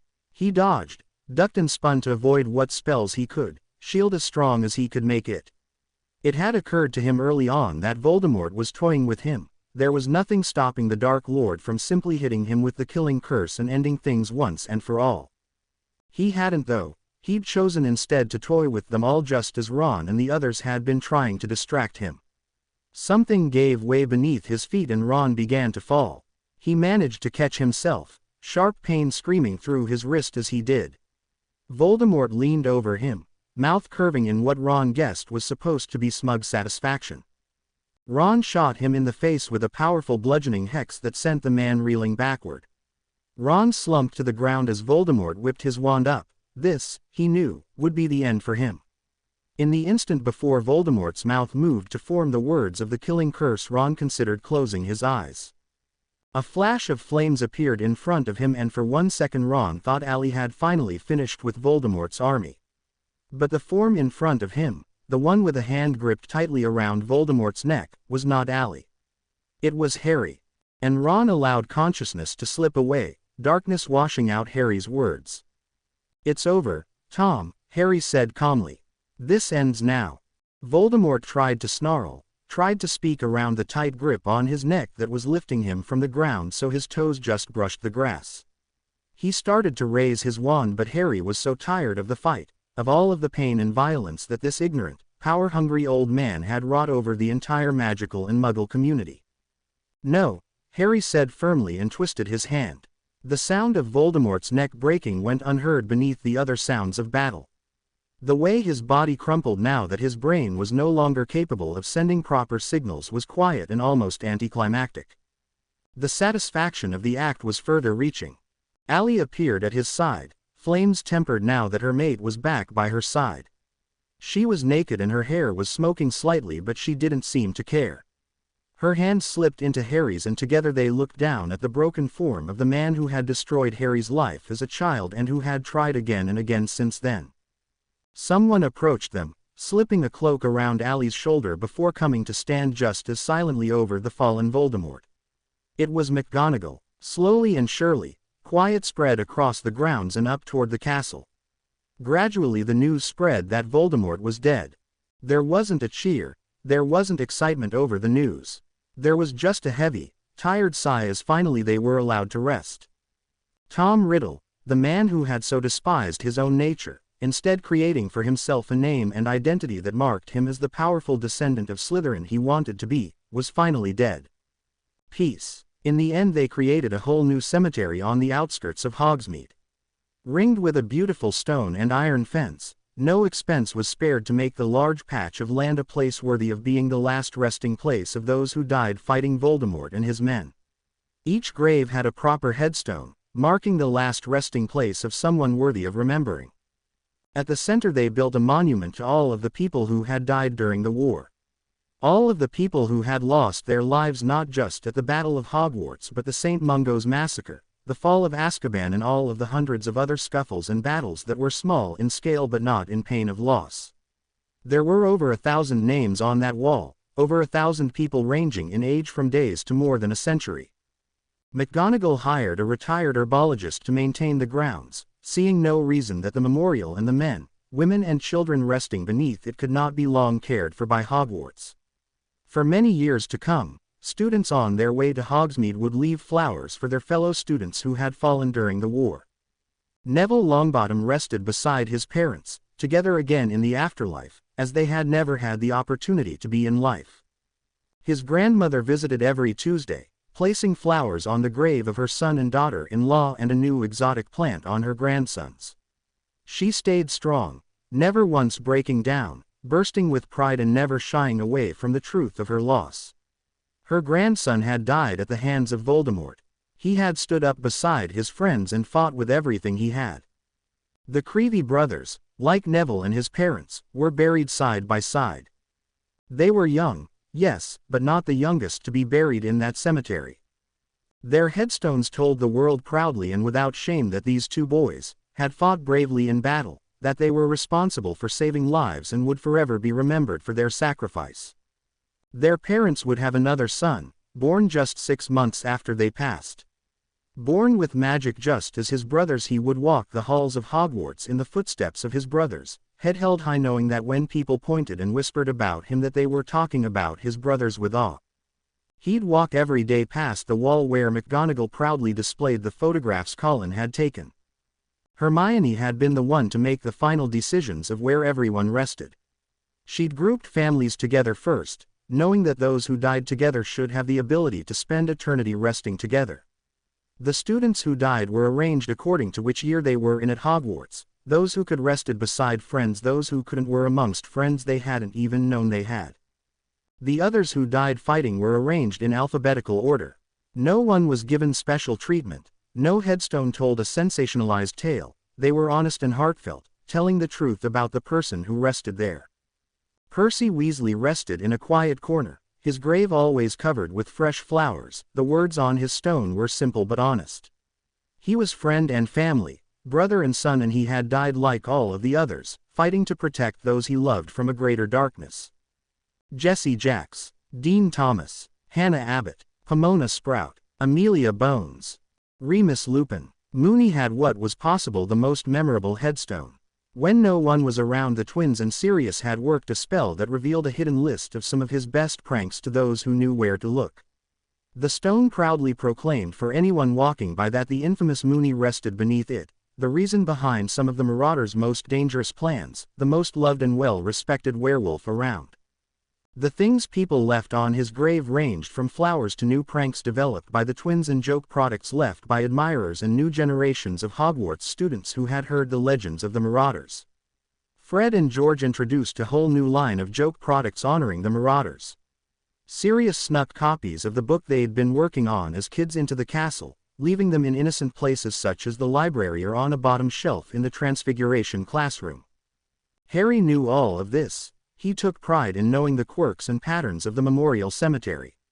A lot of the names were unfamiliar to him, but they all had died at the hands of Voldemort or under his instruction. He couldn't let himself forget the fact that Jess's parents liked to have a picnic in Hogsmeade once a month when they'd come to lay fresh flowers on his grave. He couldn't forget that Tonks brought each new werewolf from her shelter to see Remus, headstone where a werewolf was proudly remembered amongst the other witches and wizards who had fought bravely against Voldemort. He couldn't forget that he had played a hand in Mrs. Weasley losing one of her children, or that Neville would never get to be the kind of man his grandmother had always known he could be. Harry couldn't forget the sacrifice made by so many people so that future generations of the wizarding world might have peace. He couldn't forget that it could have been Ron or Hermione or Ginny lying there. He couldn't forget that Hannah may never have found her way here if it hadn't been for his Adata. He couldn't let himself forget every sacrifice these people made, couldn't let himself regret not killing Voldemort sooner. He couldn't let himself forget how it was that Albus Dumbledore came to rest beneath the memorial. Ron and Daphne had been the ones to bring his body home.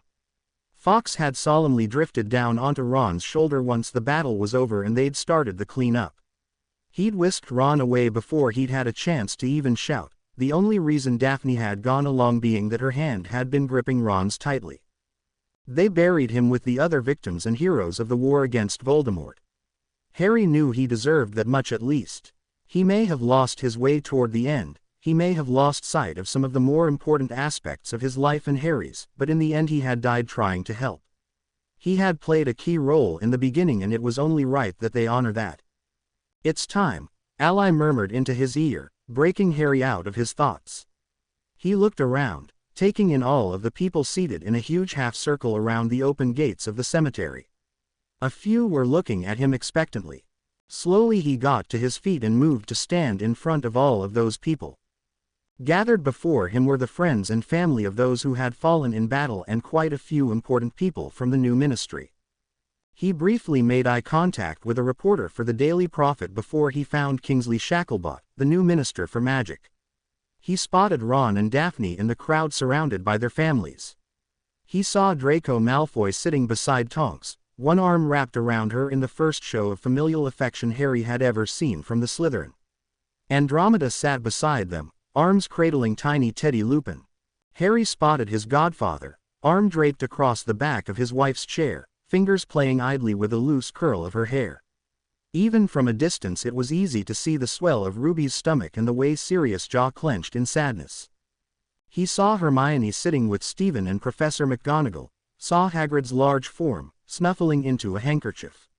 He looked around at the clear cool February morning and he started to speak. "Today marks a year since the death of Tom Riddle, the man we knew as Lord Voldemort." He paused waiting for the inevitable flinches that still came at the sound of the Dark Lord's name. "We remember this day because it was the end of one of the darkest periods in magical history. We shouldn't. This is not a day to remember the fear and violence, it is instead the day we should be remembering those we loved. The people we loved who sacrificed so much. Today we should remember Neville Longbottom who started his time at Hogwarts as the forgetful boy who secured me my place on the Gryffindor Quidditch team. We should remember the man he became and the things he achieved. We should remember Madame Amelia Bones. When he had first been approached by the committee organizing this anniversary event, Harry had flat out refused to speak. Not only did the idea of speaking so publicly make him uncomfortable, but also he was still struggling to come to terms with the fact that the fight was over and things were going back to normal. Having that much time to actually think had made him very aware of the things he had done. He was startlingly aware of the people he had killed and of the students he had led to their death. It would be a while before he fully came to terms with that. It would be a long time before he could get past the harsh memories and just be okay. Molly helped. She was always so delighted to see her father, to just spend any moment with him playing or just lying about. He didn't stay at Hogwarts anymore, choosing to go home every night for dinner with his family and to stay in his own bed. He needed that connection to remind him why he had done the things he had. He needed Allie to remind him when he woke screaming from a nightmare that he had not led those kids to their death but had taught them valuable skills that had given them the choice to fight. He needed to be around her so that he could remember why they had made that choice for themselves. It had been Allie who forced him to accept the request that he speak. Like all the other times, she'd decided it would be good for him and told him in no uncertain terms that he would do it. He'd learned a long time ago not to argue with her. She got very creative when things didn't go her way. And though he'd never tell her, although he knew she already knew, she had been right. Speaking about that day and about all of the good people they had lost helped to ease the pain of it. That was very nice, Harry, Hermione told him later when the formal parts were over and people were starting to move through the cemetery to pay visits to their loved ones. Her eyes were misty and her voice was thick with emotion. Allie squeezed his arm where she was pressed to his side. He tried not to notice the way Molly had started to place slobbery kiss on his neck. She hadn't quite got the hang of dry kiss yet. "I'm so proud of you," Ally whispered into his ear. He smiled at her, but it was a heavy smile. All of the emotions raging around the cemetery were enough to bring anyone into a somber mood. There were smiles as well, though. He'd gotten a few laughs with his stories about the people buried there. He'd spent quite a lot of time gathering the stories together, speaking with friends and relatives of those he hadn't known personally. It had been worth it, even if it had been heartbreaking. "We don't blame you, dear," Jess's grandmother had told him with a sad smile and the offer of a cookie. The cookie had let him cover his watery smile. Ruby appeared beside them, reaching to tickle Molly's cheek. She looked tired but was more smiles than sad tears. She looked around her, eyes searching the crowd looking for what Harry didn't know. It was nice what you did for their families, Harry, she told him quietly. Making this day for them and not about Voldemort was a good idea. They needed it. I think I needed it as well, he admitted. All these people thinking I'm some powerful legend because I killed Voldemort, they keep forgetting that I'm still just a kid.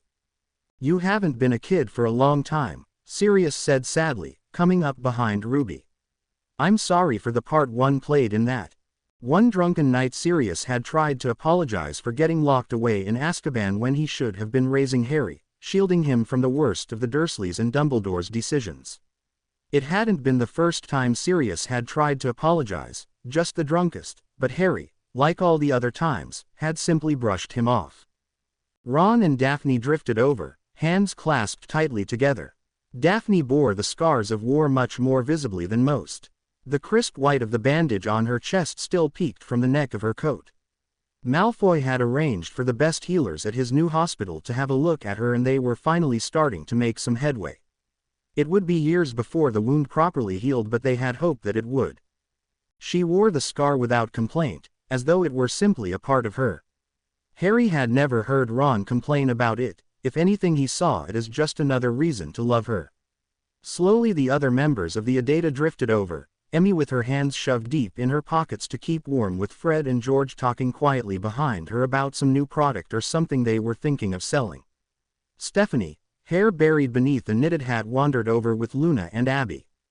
Others started to break away. People who had come to pay their respects were leaving as the air grew cold and the sky started to darken.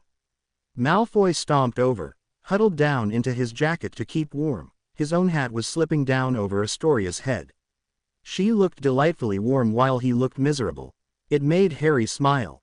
"We done here," he grumbled, stomping his feet in place. "It's bloody freezing." Harry nodded. He was happily using a little magic to keep himself warm, and he could feel flames creeping up Molly's back. It was a trick she'd mastered pretty quickly, and it had led even faster to her ability to flame long distance. It was not a fun experience. "Good," Malfoy mumbled. "See you tomorrow." He turned, withdrawing a hand from one of his pockets long enough to tuck it around one of Astoria's arms before he hastily stuffed it back in. The pair started the cold walk back up to the castle, Ron and Daphne not far behind. Abby placed a quick key on Harry's cheek before hurrying to catch up. Soon it was just Harry and Eli standing with Sirius and Ruby. His godfather looked cold, but he was lingering for Harry's benefit.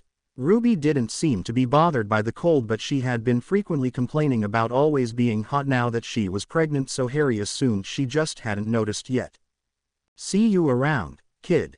Sirius clapped a hand on Harry's back, took his wife's hand, and with a last smile, the two apparated home. Harry took one last look around at the cemetery, at the reminder of what they had been through and that they were slowly rebuilding a world destroyed by fear, violence and dark magic. "Let's go home." The Weasley family. The invitation had arrived with all the rest of the morning's mail, and if it hadn't been in a brilliant red envelope that had Ron snatching at it in horror, it did look sort of like a howler. It probably would have gone unnoticed until Daphne bothered to go through the pile over dinner. They'd discovered early on that anything sent by the twins was best left until later, and anything else that came through the post was junk or one of the million magazines Daphne subscribed to. It wasn't a howler. Ron tossed his toast carelessly down on his plate and flipped the envelope over to see if there was a return address on the back. He hadn't recognized the handwriting on the front, and a quick sweep with his wand proved it was harmless. He thought about reconsidering that assessment when he opened it and pulled the invitation out. "Bloody hell," he exclaimed with astonishment. "Bloody hell," a voice parroted from behind him, and Ron whipped around with a yelp. "Oi," he reproached, "don't say that. Never say that, especially not in front of your mother." He pushed his chair back from the table and lunged. His 4-year-old son, so soon to be 5, darted out of reach at the last moment, leaving Ron snatching at nothing but air and the wisp of bright orange pajamas. Giggling madly, the surprisingly quick red head ran back down the hall and toward the stairs. With a laugh of his own, Ron took off after him, one hand still clutching the invitation as though he couldn't bear to part with something so surprising. He caught the boy as he tried to slip around the stairs and into the lounge. Scooping him into the air, he swung him around, placing noisy wet raspberries against his son's cheek. "Dad," Will protested with a squeal. "Put me down." "Never," Ron declared, tossing the boy over his shoulder like a sack of potatoes and starting up the stairs in search of his wife. Daphne was still in bed, propped up against the pillows. She was reading a book to their 3-year-old daughter who had her head pressed against Daphne's swollen belly like if she was really quiet she could hear her new baby brother or sister moving around. Ron knew from experience she was much more likely to get an elbow to the side of the head, but he doubted Rose would mind. She'd probably be delighted. She was delighted by everything at the moment. Daphne was always telling him he indulged her just a little too much, but he pretended not to hear her. "You'll never guess what just arrived in the post," Ron told her, dropping Will casually onto the bed with enough force to bounce, but not so much that he bounced right off the mattress. Rose liked the idea so much she got to her feet and started jumping. "You checked the post?" Daphne replied with such surprise Ron probably should have been offended. "I do occasionally, you know." At the look she gave him he conceded that maybe the only time he checked the mail was on his birthday, but that was entirely beside the point. "It's an invitation," he told her, holding it out to her through the jumping bodies of their kids. "To Harry's wedding." "You're kidding." She took the card he handed to her, struggling a little to push her heavy body further up the pillows. "Never thought that would happen." "I know, Steph is going to be so smug." She had it pegged for December. "This says April," Daphne read, confused. "Yeah," Ron agreed, but no one else had it down for at least another 2 years. Daphne laughed, placing the invitation in the book she'd been reading to Rose to mark her place, and dropped it onto the nightstand. "Come on, you two." Ron snatched a kid with each arm and drew them to his sides. "Breakfast, or I'm going to be late for work." "Are you going to catch a bad wizard today, Daddy?" Rose questioned, arms wrapped around his neck. "Merlin, I hope so," he muttered. "I'm sick of paperwork." Miss Hermione Granger. Hermione was a morning person. Peter, she was coming to discover, was most definitely not. He stumbled into her small kitchen, hair all tangled and looking in desperate need of a shave. His eyes weren't even properly open and he stumbled toward the benchtop, hand stretching out as though it could find the coffee pot of its own accord. She was beginning to think it could. "Morning," she greeted cheerfully, not even trying to hide her amusement. He grunted in response and she took that to mean he was returning her greeting and unamused by her cheerfulness. He didn't have any pants on and his shirt was buttoned wrong. It didn't make it any easier for her not to laugh. She loved seeing him like this, loved the opportunity to watch him come awake in the morning and squint at her through bleary eyes as though he wanted to talk to her, but really, it was simply too early and couldn't she have waited until noon? She loved that she knew how many sips of coffee he needed in the morning before he could open his eyes and properly see her. She loved that he was still a bit awkward around her flat, that he'd sometimes forget where the mugs were or go to grab a dish towel that wasn't there. She loved that when she'd finally told him what it was that she really did, he'd asked her 1,000,001 questions about her job and how it was that he could help her improve relations between Muggles and the wizarding world. He'd offered to let her use his classroom as a test to see if they could integrate the young kids before they went off to Hogwarts. He'd gotten the name wrong and it had made her laugh. She loved that he could take an owl swooping in the open window at 6:30 in stride. Although, she did often wonder if he wasn't simply half asleep and didn't notice the feathery form dropping letters in the middle of the table right in front of him. She loved him and she thought that perhaps she should start actually telling him that. And that perhaps it was time she introduced him to her friends and not just her Muggle family. "My friend Harry is finally getting married," she told him, waving the newly arrived invitation around. "Want to be my +1?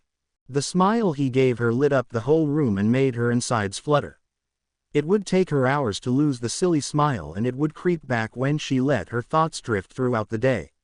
It would have made it even harder for her to stop smiling if she'd known that in his classroom at the primary school in her tiny village, Mr. Winton was being teased mercilessly by all of the girls in his grade 6 class for smiling goofily. The Weasley family again. Once upon a time, the sound of something exploding would have had Emmy tearing out of bed, wand in hand and eyes searching for the source of attack. These days she pulled the pillow over her head and snuggled deeper into the covers. If she pretended she didn't hear it, then she wouldn't have to go and investigate and her boys could clean up whatever they'd done. It was a lot easier to pretend she didn't know they were making a mess than have to go upstairs to the attic and yell about it. She heard hurried footsteps scurrying down the stairs and a moment later the bedroom door opened. Emmy stilled. The footsteps had been too light to be her husband, and if Percy was coming to interrupt her sleep, then there was a good chance it was because whatever had exploded had caused some actual physical harm to Fred. With a sigh, she tossed the pillow aside and threw back the covers. Her son had that look on his face that said whatever had happened had been awesome, pity that Dad had gotten hurt. Both of his eyebrows were missing and he was carrying with him a smell that Emmy didn't even want to name. She narrowed her eyes at him and waited for him to stop squirming with excitement. "Tell me," she began, "do I have time for breakfast?" "Probably not," he advised, sounding much older than his 7 years and giving Emmy a hint of what she had to look forward to when he grew up. As she had done back at Hogwarts during the war, Emmy always kept a pair of boots and a jacket beside her bed and her wand within reach. These days it was usually because they needed a quick trip to the Malfoy Institute and not a fight with Death Eaters. "What happened this time?" she asked, buttoning her jacket and guiding him out the bedroom door. "We got a bit surprised and Dad dropped a bit more rat tail in than he was supposed to." They took the stairs 2 at a time, Percy almost running to keep up with her longer strides. "A surprise," she repeated dubiously. "What kind of a surprise?" "An invitation to Uncle Harry and Aunt Allie's wedding." Oh, Emmy supposed she could forgive Fred this time. That was a very surprising thing to happen. The Black family. Any meal in the Black household was an elaborate and noisy affair. More than one had involved flying food and more often than not it involved a quick wash afterward. Sirius, to his utter consternation, had been gifted with girls. This was a frightening concept for many reasons, least of which was the fact that he still very clearly remembered what boys were like as teenagers. This had led to many threats of never letting the girls attend Hogwarts and the occasional suggestion they be locked in a tower. Ruby found the whole thing hilarious. Sirius, she knew, had nothing to worry about from their girls. He should probably, in fact, warn any boys that could potentially stray into their attentions. Between the two of them, they'd managed to instill in their 2 daughters a very healthy sense of adventure, humor and the ability to be forthright, sarcastic and, worryingly, a good healthy desire to take care of themselves. This had been known to leave bruises on Teddy if he wasn't careful. Or just happened to be the only one around to annoy. This particular morning they were on holiday. Well, they were supposed to be leaving for a holiday, but there'd been arguments, pranks and a case of invisibility that had pushed their timetable back a smidge, and so tempers were a bit short as they ate breakfast. Apparently, even at the age of 7 and 8, girls could be snarky and, as Sirius was beginning to learn, difficult to control when they really didn't want to be moved on a subject. The post owl was a welcome distraction from the frosty barbs he knew his daughters were exchanging. The invitation in the envelope put them all in a much more cheerful mood. Sirius even consented to letting the 2 bring along their cat Puddles as long as they promised not to turn him invisible again. A Weasley or 2, Ginny was sitting at their small kitchen table when George stumbled through the door of the little flat they shared above the joke shop. She sipped calmly from her mug of tea and hid her smirk behind a copy of the morning's Daily Prophet. It wasn't the first time she'd been witness to George doing the walk of shame, and she seriously doubted it would be the last. She watched without comment as he tried to sneak down the hall as quietly as possibly, but failed when he lost his hold on one of his boots and it dropped to the floor with a heavy thud. Ginny laughed aloud when he winced at the sound and George jumped, spinning around to face her. "I gave Steph your bed when you didn't come home," she informed him lightly. George nodded, eyes drooping and a yawn forcing his mouth open when he tried to reply to his sister. She waved him on, not really caring to hear whatever excuse he was going to feed her. She was definitely old enough to know what he had spent the night doing that had him so tired. Heedless of the fact that his bed was currently occupied, George continued on his path down the hall and slipped into his darkened room. Ginny listened through the early morning quiet as her brother moved about his room. She could picture him hopping about as he tried to untangle his legs from his jeans and bumping into something as he tried to take his t-shirt off. She gave it a moment where she imagined he was plopping down face first on his bed. She counted to 3 under her breath but only made it to 2 before she heard her brother grunt in pain. Experience told her he'd just received an elbow to his ribs. She waited a few more minutes to see if he was going to come slinking back out again and try his luck with her bed instead, but there was no more movement. Apparently he'd caught Stephanie on a good day and she'd decided not to kick him out of bed. Ginny placed her mug back on the table and picked up the invitation she'd been reading earlier. Harry was finally getting married. "It's about damn time," she murmured, carefully placing the invitation back onto the table where she knew George would see it when he finally crawled out of bed in a few hours to tend to his shop. She supposed she had better find a date. Maybe she'd finally take Abby up on that offer to set her up with her brother-in-law. Maybe. The Malfoy household. With his chin resting on his fist, Draco stared into the eyes of his young daughter. Across the breakfast table she copied his pose, eyes narrowing as she determined to beat him. A minute went by. Draco felt his eye begin to twitch. Across the table his daughter tried desperately to keep a straight face. The corners of her mouth were twitching. Draco felt his own start to move in response. His eyes began to water and he narrowed them to try and hold out just that bit longer. She poked her tongue out at him. He broke first, a laugh escaping him before he could swallow it back. "I win," she crowed delightedly. "Daddy, you kind of beep." "Yes, thank you for that reminder, Artemis. It is exactly what I like to be told over breakfast." "Teddy says I should tell it like it is," she informed him sagely.